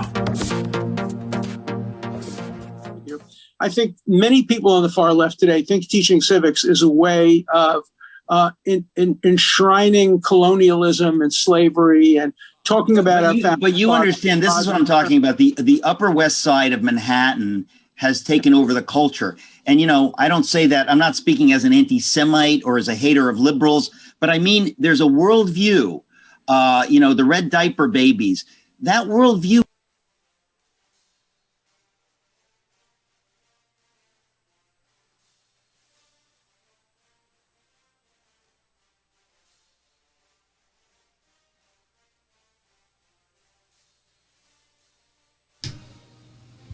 Hi, everybody. Welcome to the Dennis Prager Show. I was mentioning that Columbus Day has been canceled for New York City schools, and instead they will have Indigenous Peoples Day. So it gives you an idea of how powerful the inroads of the left are in society, that the largest city in the country will no longer have Columbus Day to celebrate. As I said then, and need to repeat, celebration is secondarily of Columbus. It is primarily of Western civilization taking root on this continent. However, the left does not like Western civilization. That's why the battle that we are engaged in the United States is, to use the term the left uses all the time and incorrectly, existential. It is about the existence of the West. That's why I made such a big deal when the University of Pennsylvania English Department took down the mural of William Shakespeare, the greatest writer of the English language. Because he was dismissed not for his writing, but because he was white and European and male. So they have a non-white, non-European, lesbian female in his place. University of Pennsylvania is an Ivy League college. That is what the English department of the University of Pennsylvania has done. It is a dismantling of civilization. I get Google alerts on my name. I want to see what obviously is said about me and about PragerU on the internet. And a lot of it is attacks. And it has zero impact on me. If I find some of them gross, some of them are. I find some of them just foolish. I find a handful interesting. But anyway, they're also good stuff. So increasingly, this is the only reason I'm sharing this with you, increasingly I see that some letter to the editor or some column that some columnist writes, the last one was actually a letter to the Moscow News. And it cited me as saying that whatever the left touches, it ruins. And I felt good about that. If a guy in Moscow says, well, as Dennis Prager says, whatever the left touches, it ruins, that means that idea, that truth, that truism is getting around. It also reinforces my belief that repetition is the mother of pedagogy. You can't learn by hearing something the first time. Let's put it this way, very few people can. I do. When I hear a great idea, I embed it in my brain as if I were searing it into flesh. And I thought everybody does that. This was something I had to learn over many years, that saying a great idea, an important thought once is not enough for 99% of humanity. And it's not a fault. It's just the way it is. That's why they tell you in ads, always have a phone number said 3 times, not twice. On the 3rd time, people remember the number. So this needs to be stated over and over. Everything that the left touches, it ruins. There is no exception. There has not been an exception from Lenin to de Blasio. I'm not comparing de Blasio to Lenin. De Blasio was not sending the secret police to murder people. But in totalitarian terms, they're very similar. No Columbus Day. You know, there's no Washington's Day either. Washington and Lincoln were shattered in their birthdays were shattered in the Nixon administration. President's Day. Is that a joke? President's Day. Yep. This is my day to honor Rutherford B. Hayes. By the way, I do that as a joke sometimes because I love horsing around with people.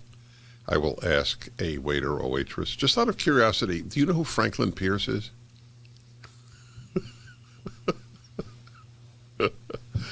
I have never encountered a waiter or waitress who knew who Franklin Pierce was. I'm not sure that the average professor in a college knows who Franklin Pierce was, a president of the United States. For some reason, Millard Fillmore is known, but that, I think, is because of the rarity of his name. I wanted to name one of my boys Millard, but didn't. I'm glad I didn't. David and Aaron seem to have been more acceptable in society than Millard. No Columbus Day. There you go. Indigenous peoples. Now, with all respect, and this truly is meant respectfully, what is being honored on Indigenous People Day? Are Indigenous people being honored? Now, if one wants to teach about the suffering of Indigenous people at the hands of Europeans, whites, our ancestors here, that's history. That should be taught. I was talking to Bill O'Reilly yesterday about his latest book on killing the mob. He wrote a book, Killing a Crazy Horse. I read it. And it's a very dark chapter in American history, the treatment of the Indian. I fully acknowledge that. But I don't know exactly what there is to celebrate. I celebrate Columbus Day because I celebrate Western civilization, the first place in the history of the world to believe in universal human rights. We didn't get universal human rights from indigenous peoples. We didn't get women's rights from indigenous peoples. We didn't even get an alphabet from indigenous peoples. This is not a knock in any way, God forbid. But I think I'd like to just understand, what are you celebrating? That is, I know what I'm celebrating on Martin Luther King Day. I know what I'm celebrating on July 4th. I know what I'm celebrating on Thanksgiving. I know what I'm celebrating on Christmas. What am I celebrating on Indigenous Peoples Day? You don't have an answer to that either. Indigenous people. No. But you. What does it mean to celebrate a people? You celebrate an achievement. Needless to say, if I were at a university and said what I just said, I would be fired. I would be picketed. I would be cursed. One of the last places in America that you can actually say anything that the left differs with is talk radio and some of the programs on Fox. I'm talking about electronic media and, of course, podcasts. Although they suppress them. Didn't you send me something about Facebook today? Yeah. Facebook. That it shut down the former President Trump? Well, it's keeping him shut down? Yeah. Isn't that astonishing? Yeah. The last president of the United States cannot have a Facebook account? And Facebook is allowed to continue like that in business? There is no threat to free speech from the government. The threat to free speech is from private enterprise. Lenin is quoted as having said that Western businesses will compete with one another to sell the communists the rope with which they will hang them. You are seeing that phrase every day with Coca-Cola and Delta and Nike, etc., etc. So October 12th will now be Indigenous people. They'll be given off from school. To contemplate. To contemplate Indigenous people. Well, all right. We will return. I have a lot more for you. There is the CIA actually put out a recruitment ad, which is the best example I can give right now of why something I used to admire, I do not admire any longer. The CIA, the FBI, the DIA, and the like.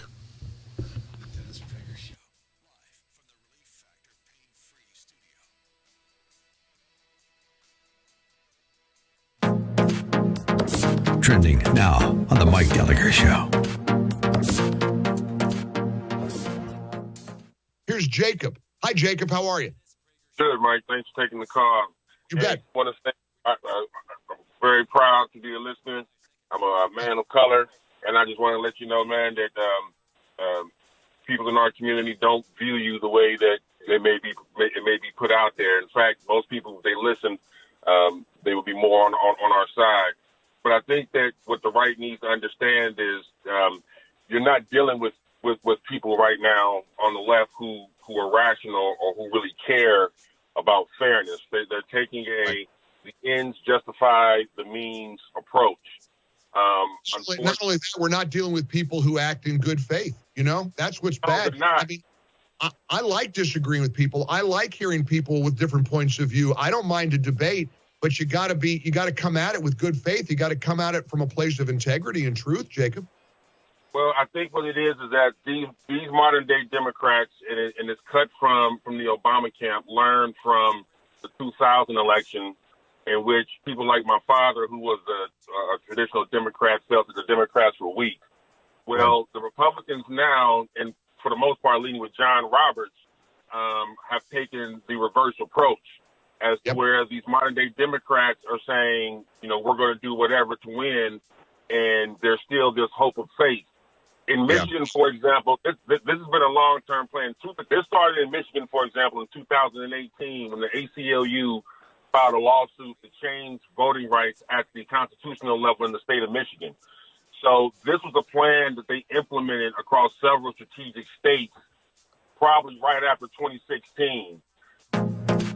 Keep up with what's trending. Subscribe on YouTube and at rumble.com. Streaming on Salem Now. As Galileans, we witnessed his first miracle.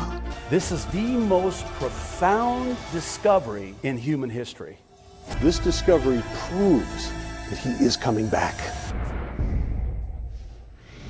Obama tore this country down. No one stood up to him. Nobody. My parents didn't teach me that I was a victim. And Uncle Tom is somebody who has sold out. I will not pretend to be a victim in this country. I know that makes many people on the left uncomfortable. Most black people don't believe that other blacks can be independent, free thinkers. When there's chaos, when there's pandemics, when there's riots, people think, where is God? God always manages to reemerge. This Constitution is intended for a moral and religious people. It is wholly inadequate for the government of any other. Stream on your phone, tablet, or TV. Look for Salem Now in the App Store or go to salemnow.com. This is Albert Mohler for townhall.com. The editorial board of the Los Angeles Times has put forward a horrifyingly honest argument about abortion. The headline it ran was this: the right to an abortion means the right to have it for any reason. They intend for abortion to be available for any reason, at any time, or for no reason. Their focus was a law passed in 2017 by the legislature in Ohio, a law that seeks to prevent abortion on the grounds that the unborn baby has been diagnosed with Down syndrome. The editorial board of the Los Angeles Times is saying that it is wrong to try to protect unborn babies that are diagnosed with Down syndrome by such a law. Why is it wrong? Because, says the editorial board, it interferes with what is a greater good than human dignity in the womb. And that means a woman's absolute autonomy and what the paper claims is her constitutional right to destroy the life within her. Like I said, this editorial is honest. It's also horrifying. I'm Albert Mohler. Publicpolicy.pepperdine.edu. Trending now on The Charlie Kirk Show.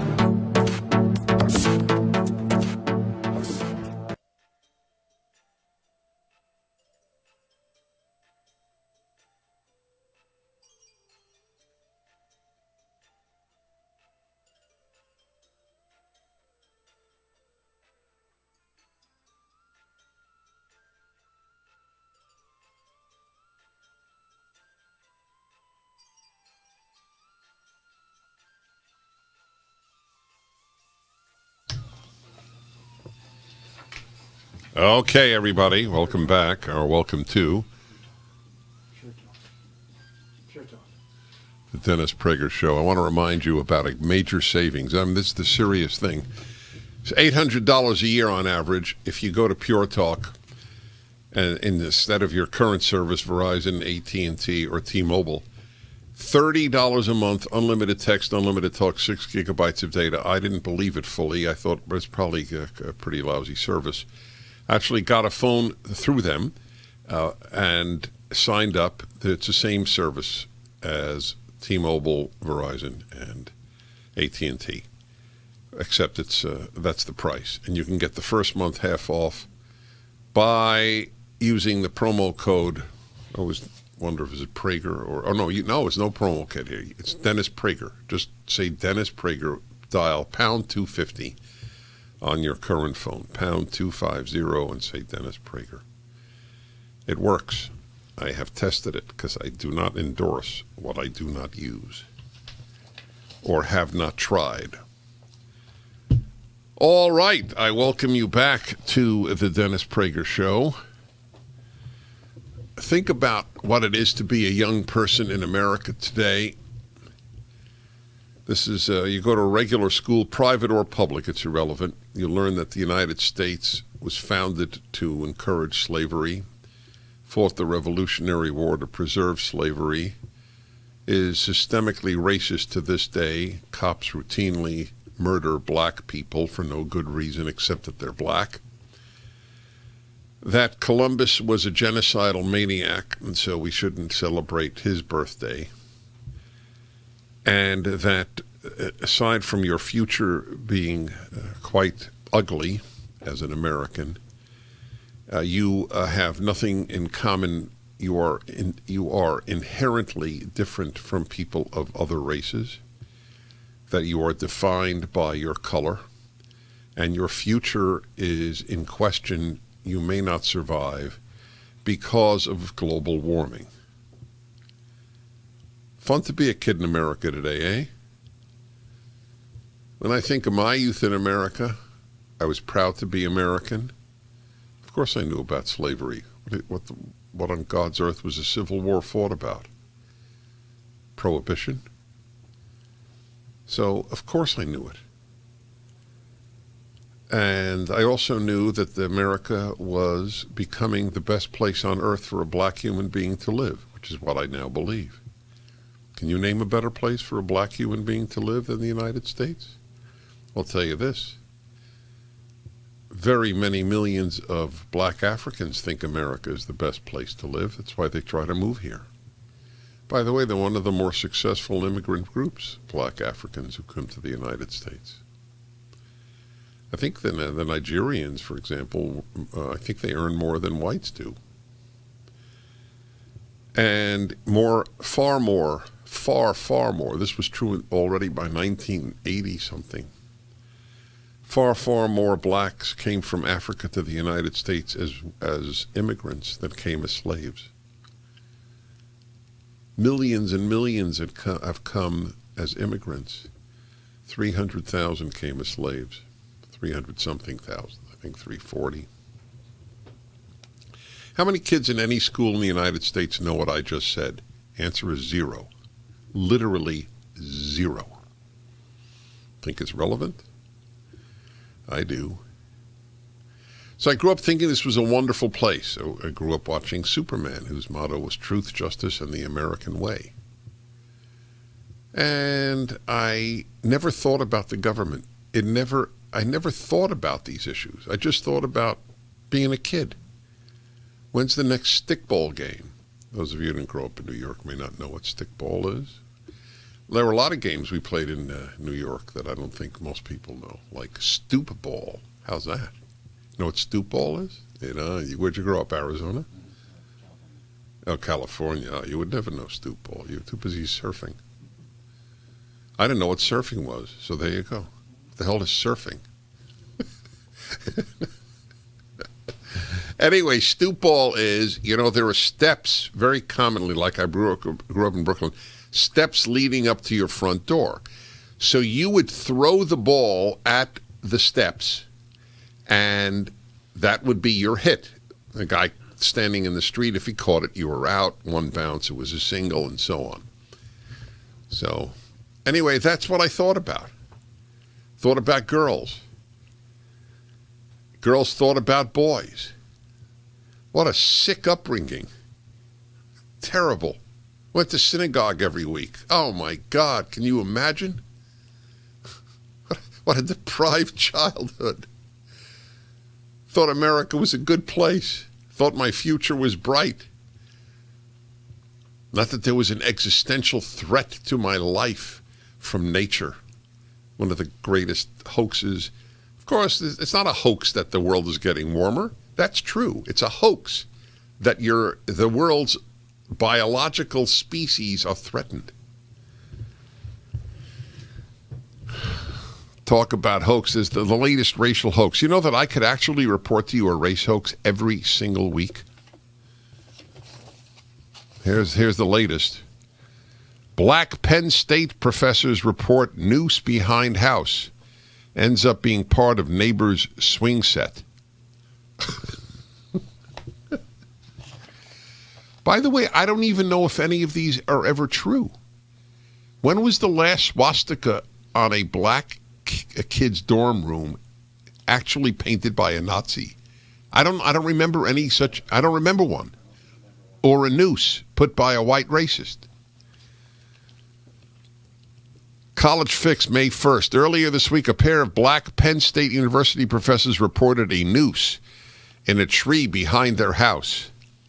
Now, I don't know if there's one news report that turned out to be racist.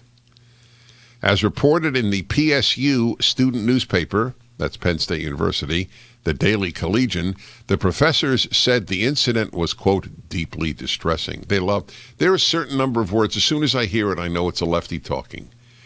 Intersectional, matrix, distressing. They're always distressed. Did you ever notice that? Leftists are in a permanently distressed state.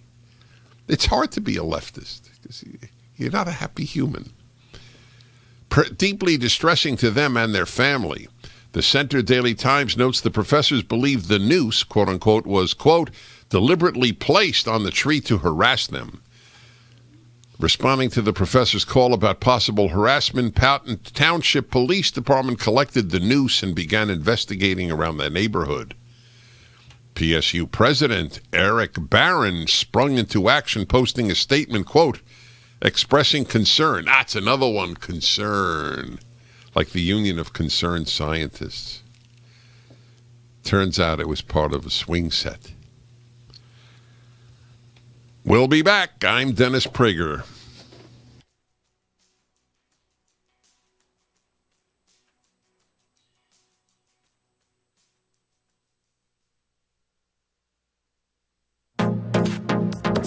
Trending now on the Mike Gallagher Show.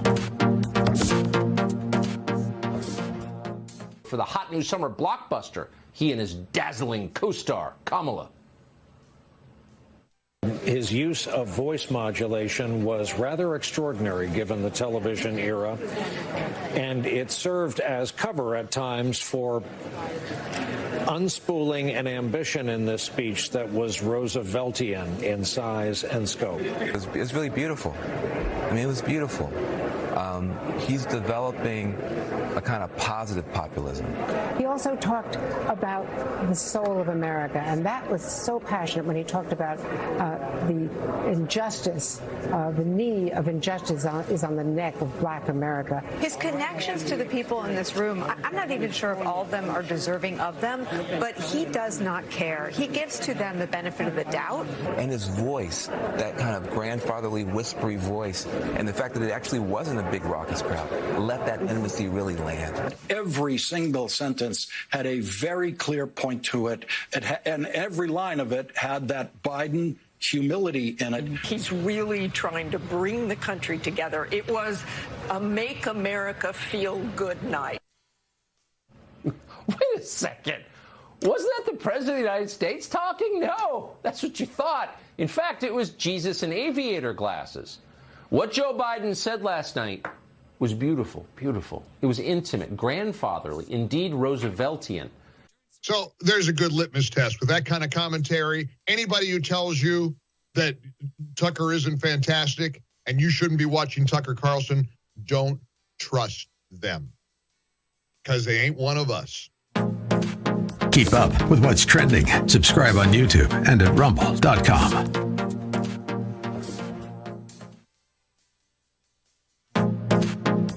Trending now on The Hugh Hewitt Show. And we haven't had inflation in so long. You're not old enough to bought a house at 12.5% or 13% 30-year interest like I did when my wife and I bought our first house in 1985. But it is not a good thing. Inflation is a destroyer of lives. Well, there's a number of compounding factors here as well. Not only all the money is being printed, but Hugh, look at the CPI numbers that came out in February. Half of the inflationary pressures here were energy related. And so when you combine the massive spending plus the Green New Deal that's going to put pressure here on oil, natural gas, just energy prices in general, this used to be comparative advantage for us here to beat China long term because of our energy independence. He is moving us down the path. You and I remember 1973, dependencies on the Middle East, War of Yom Kippur, oil prices quadruple, a 30-year fixed mortgage, Hugh, in 1981, right when Reagan got on board, was 18.6%.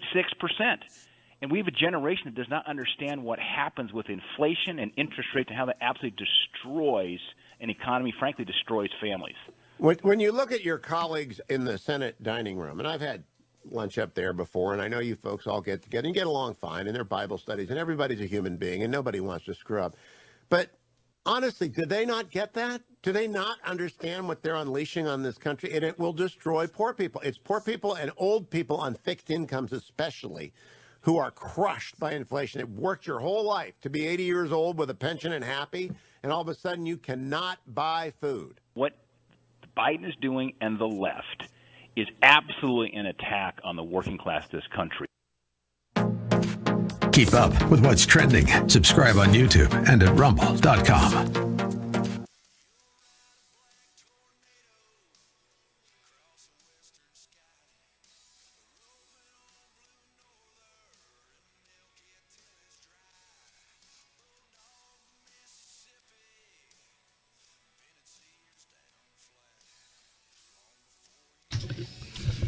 Okay, everybody, Dennis Prager here.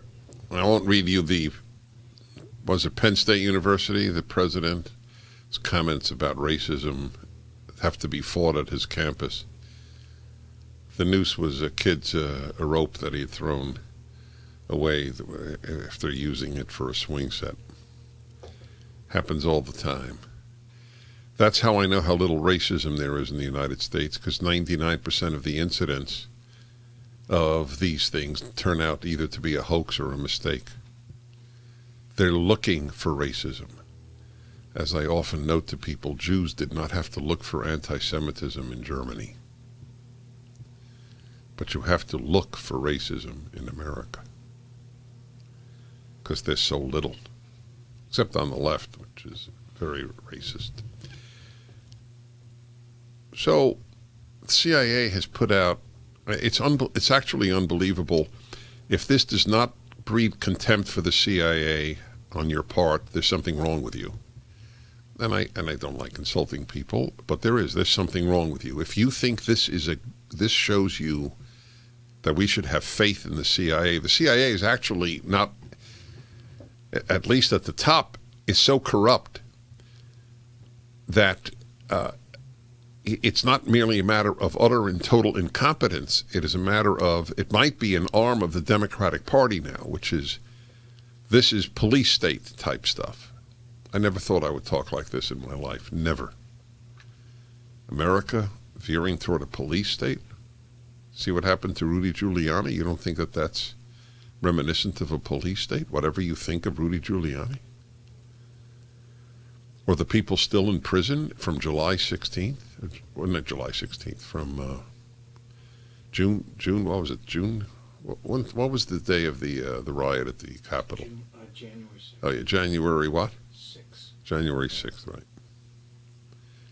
In solitary confinement in some cases, while they're releasing murderers and rapists by the scores in L.A. and other places with woke district attorneys. So I want you to know the good news is that at least on Twitter, there are more than 3 million views of this recruiting commercial by the CIA. I'm going to play it for you. It shows a woman walking through the halls of the CIA. Take it away, Sean.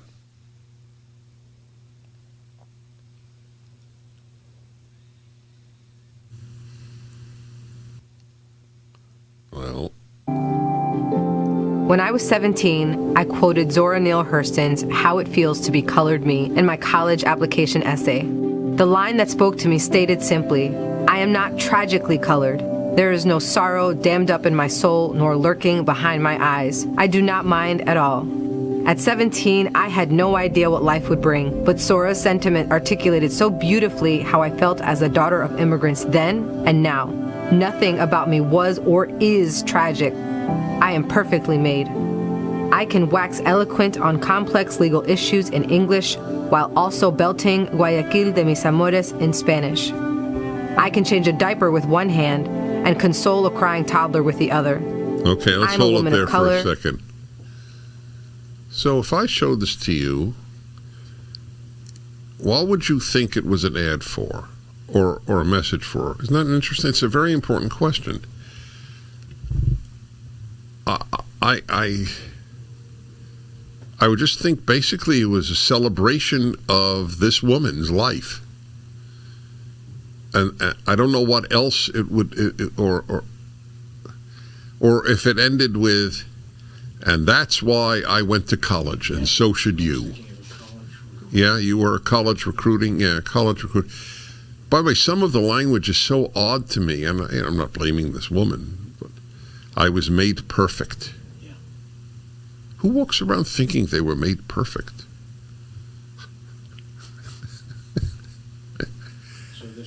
I didn't think I was made perfect as a kid because my mother took me to the Husky section in the boys' clothing store.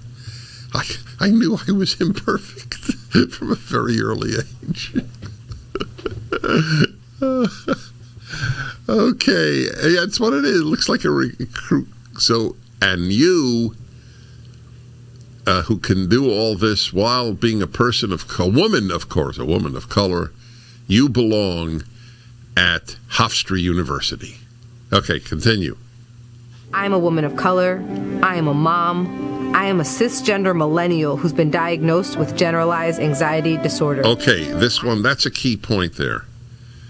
I'm a cisgender millennial who has been diagnosed with what? What was the word? General anxiety disorder.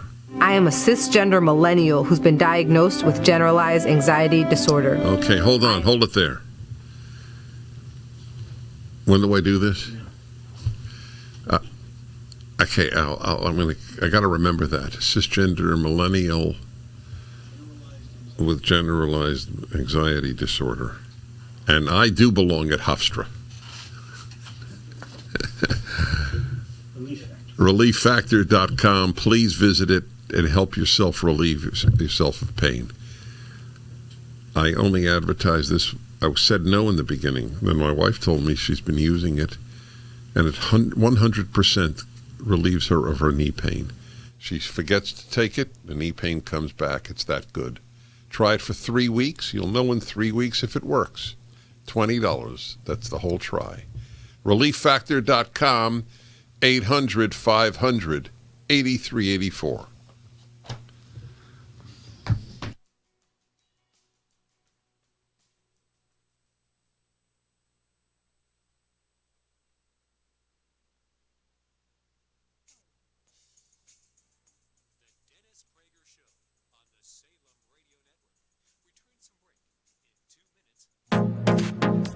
Trending now on The Hugh Hewitt Show.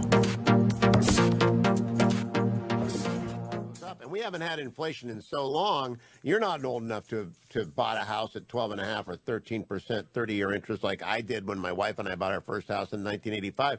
But it is not a good thing. Inflation is a destroyer of lives. Well, here there's a number of compounding factors here as well. Not only all the money's being printed, but if you look at the CPI numbers that came out in February, half of the inflationary pressures here were energy related. And so when you combine the massive spending plus the Green New Deal that's going to put pressure here on oil, natural gas, just energy prices in general, this used to be comparative advantage for us here to beat China long term because of our energy independence. He is moving us down the path. You and I remember 1973, dependencies on the Middle East, War of Yom Kippur, oil prices quadruple, a 30-year fixed mortgage, Hugh, in 1981, right when Reagan got on board, was 18.6%. And we have a generation that does not understand what happens with inflation and interest rates and how that absolutely destroys an economy, frankly, destroys families. When you look at your colleagues in the Senate dining room, and I've had lunch up there before, and I know you folks all get together and get along fine in their Bible studies, and everybody's a human being, and nobody wants to screw up. But honestly, do they not get that? Do they not understand what they're unleashing on this country? And it will destroy poor people. It's poor people and old people on fixed incomes especially who are crushed by inflation. It worked your whole life to be 80 years old with a pension and happy, and all of a sudden you cannot buy food. What Biden is doing and the left is absolutely an attack on the working class of this country. Keep up with what's trending. Subscribe on YouTube and at rumble.com. Streaming on Salem Now. This is why we're fighting for the soul of America. You should be able to share ideas without fear of being fired from your job or shouted down. Are not to be heard. This is one of the few things we have no precedent for in the United States. You have the right to remain silent. Judge Thomas, you solemnly swear to tell the truth, the whole truth, and nothing but the truth, so help you God. I do. I was under a constant attack. You're not really black because you're not doing what we expect black people to do. We know exactly what's going on here. This is the wrong black guy. He has to be destroyed. So you'd still like to serve on the Supreme Court? I'd rather die than withdraw from the process. Stream on your phone.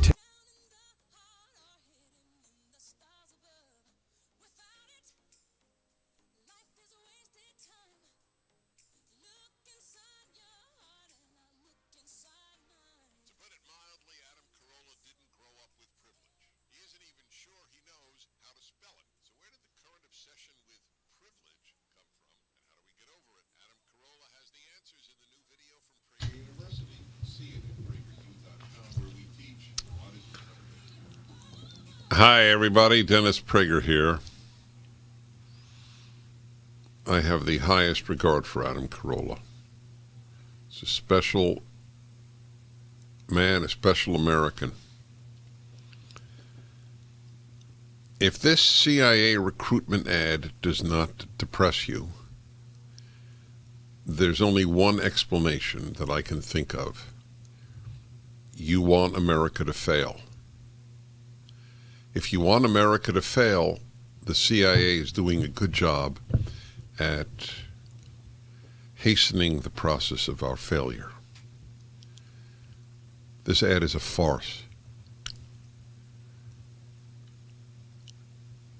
This is the type of person that they now are recruiting to the CIA. This woman is walking through the halls of the CIA talking about herself. And the latest statement with regard to herself is she's a cisgender, millennial, person of color with generalized anxiety disorder.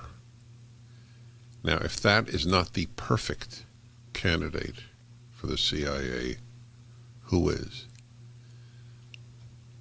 The fact that cisgender has now become a CIA term of recruitment shows you how deep the roots of decay are as a result of the left's takeover of the colleges. A term nobody heard of 5 years ago. But at least she's cisgender. It means she identifies with her biological sex. That's pretty conservative of the CIA. Yeah, continue, please. Whoa. That's the part I didn't understand. She's intersectional. Do you know what that means? Everybody's intersectional. No. Wait. She's Latina. She's. Well, I always, until this ad, I have always heard of intersectional as causes being intersectional or studies. You've heard it with regard to describing people? Yeah, no, that's absolutely. Oh, that is. Yeah. Oh, so I failed at that volcosity. It can be causes, but it's also. All right, fine. So are you intersectional? Yes. I don't know if I work with an intersectional man. I've been in his life for 30 years. I don't even know if he's intersectional. I'm very, very low. You're low on the intersectionality scale? Yeah. So you're intersectional too. I'm intersectional too? Yeah. I know I'm cisgender. I do identify with my biological sex, but intersectional. Okay, so let's hear more. She's intersectional and? I am intersectional, but my existence is not a box-checking exercise. Wait a minute. I am a walking declaration. Wait. Of course it is. She just checked the boxes of cisgender, millennial, etc., and person of color and child of immigrant. She's not a box checker? Who wrote this ad? She should have rejected it. Whoever she is. I don't care who she is. I'm not picking on her. Picking on the CIA. I'm not a box checker. The whole damn ad is box checking. Did you just do thumbs up, Sean? With regard to what? Oh, the point I just made. Wow. Whoa. I don't get that very often from you. It was the thumb, right? Okay. Continue, please. I am a walking declaration, a woman whose inflection does not rise at the end of her sentences, suggesting that a question has been asked. I did not sneak into CIA. My employment was not and is not the result of a fluke or slip through the cracks.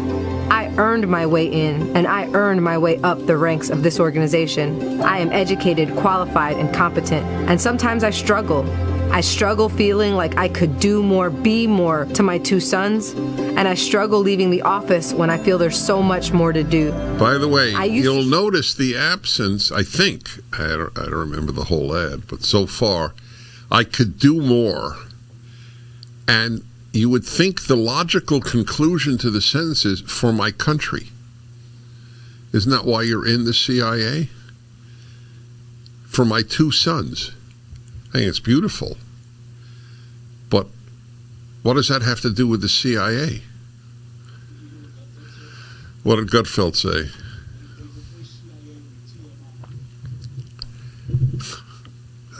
Gutfeld's a riot. They replaced CIA with TMI. That is good. Continue, please. I used to struggle with imposter syndrome, but at 36, I refuse to internalize misguided patriarchal ideas of what a woman can or should be. Oh, good. Well, at least they got an attack on the patriarchy. No woke Ed is complete without an attack on the patriarchy. When is it an imposter syndrome? I don't know what the imposter because I'm not acting. You explained to me intersectionality, which I still don't quite get why I'm intersectional, but I will explain to you this one. What is it that you're asking me again? Imposter syndrome. Oh, imposter. So she is not acting in a fake way that the patriarchy would want her to act. By the way, if you had to bet your savings, does she have a husband? No, if I had to bet my Yeah. savings, I would say I would say no too. Right. Go ahead, please. Oh, all right. We have a few seconds left. This is what the CIA has become. Just remember, whatever the left touches, it destroys. Did you see the...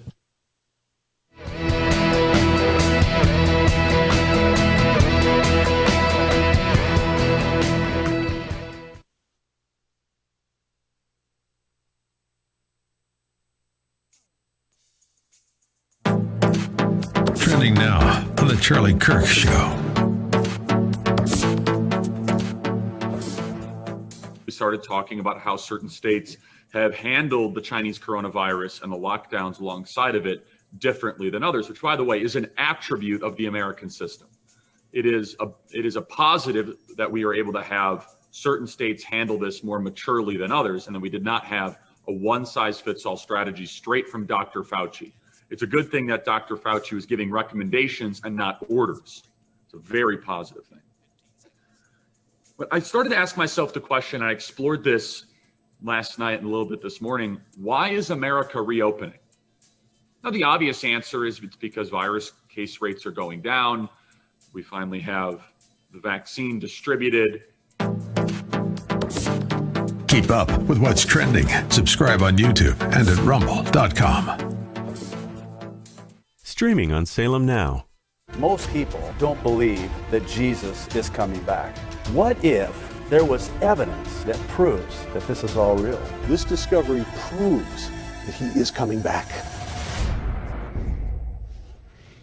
I just want the church to get back to the gospel. Ooh, Superman works. I like Superman. The gospel. Right. And ain't nobody listening to that. Stream on your phone, tablet, or TV. Look for Salem Now in the App Store or go to salemnow.com.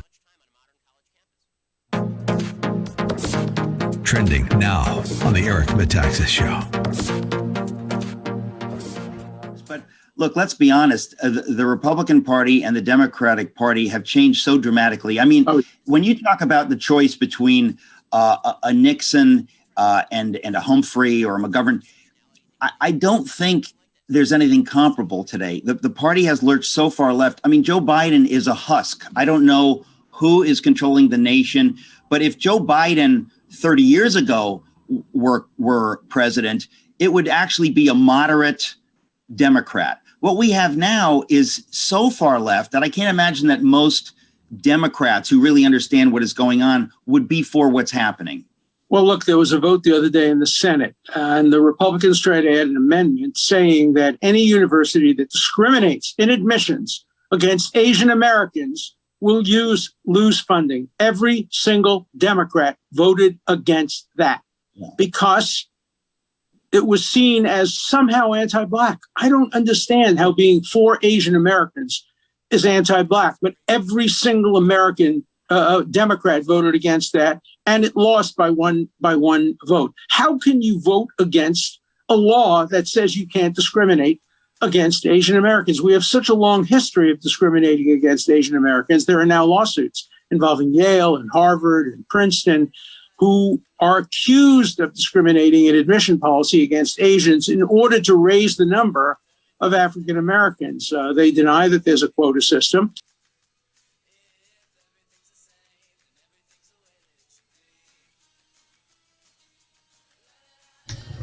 Yeah.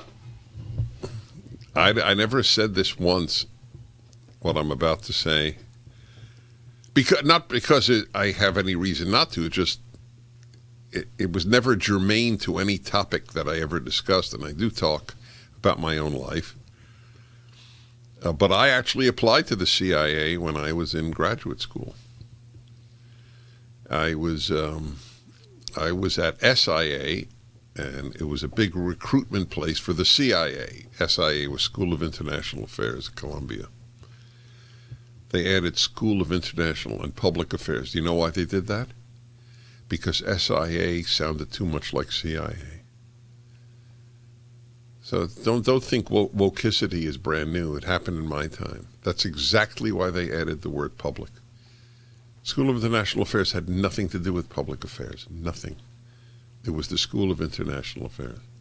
Anyway, I applied. And I checked off the box, cisgender male. That's the first thing they asked me. Are you a cisgender male? Continue with this horrible, horrible state of the CIA.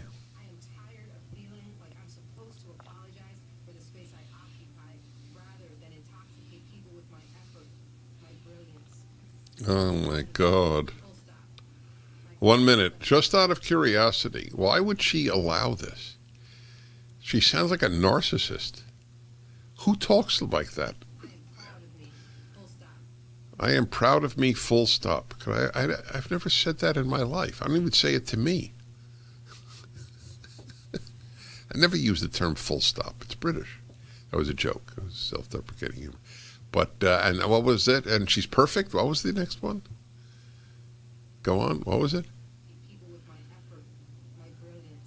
Oh, yes, my brilliance. Wow. By the way, that's tomorrow's show is on my brilliance. Just, so I'm giving you a promo right now. Continue, please.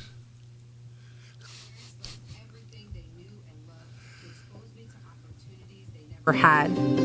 Because of them, I stand here today a proud first-generation Latina and officer at CIA. I am unapologetically me. I want you to be unapologetically you, whoever you are. Know your worth. Command your space. That's the ad? That's the ad? Is that the end? Yes, indeed. Command your space, Alan. I meant to tell you that. I finally have the opportunity. You have not been commanding your space recently, but you are cisgender. This is it. CIA ad. It's better to laugh than to weep, my friends. That's my view.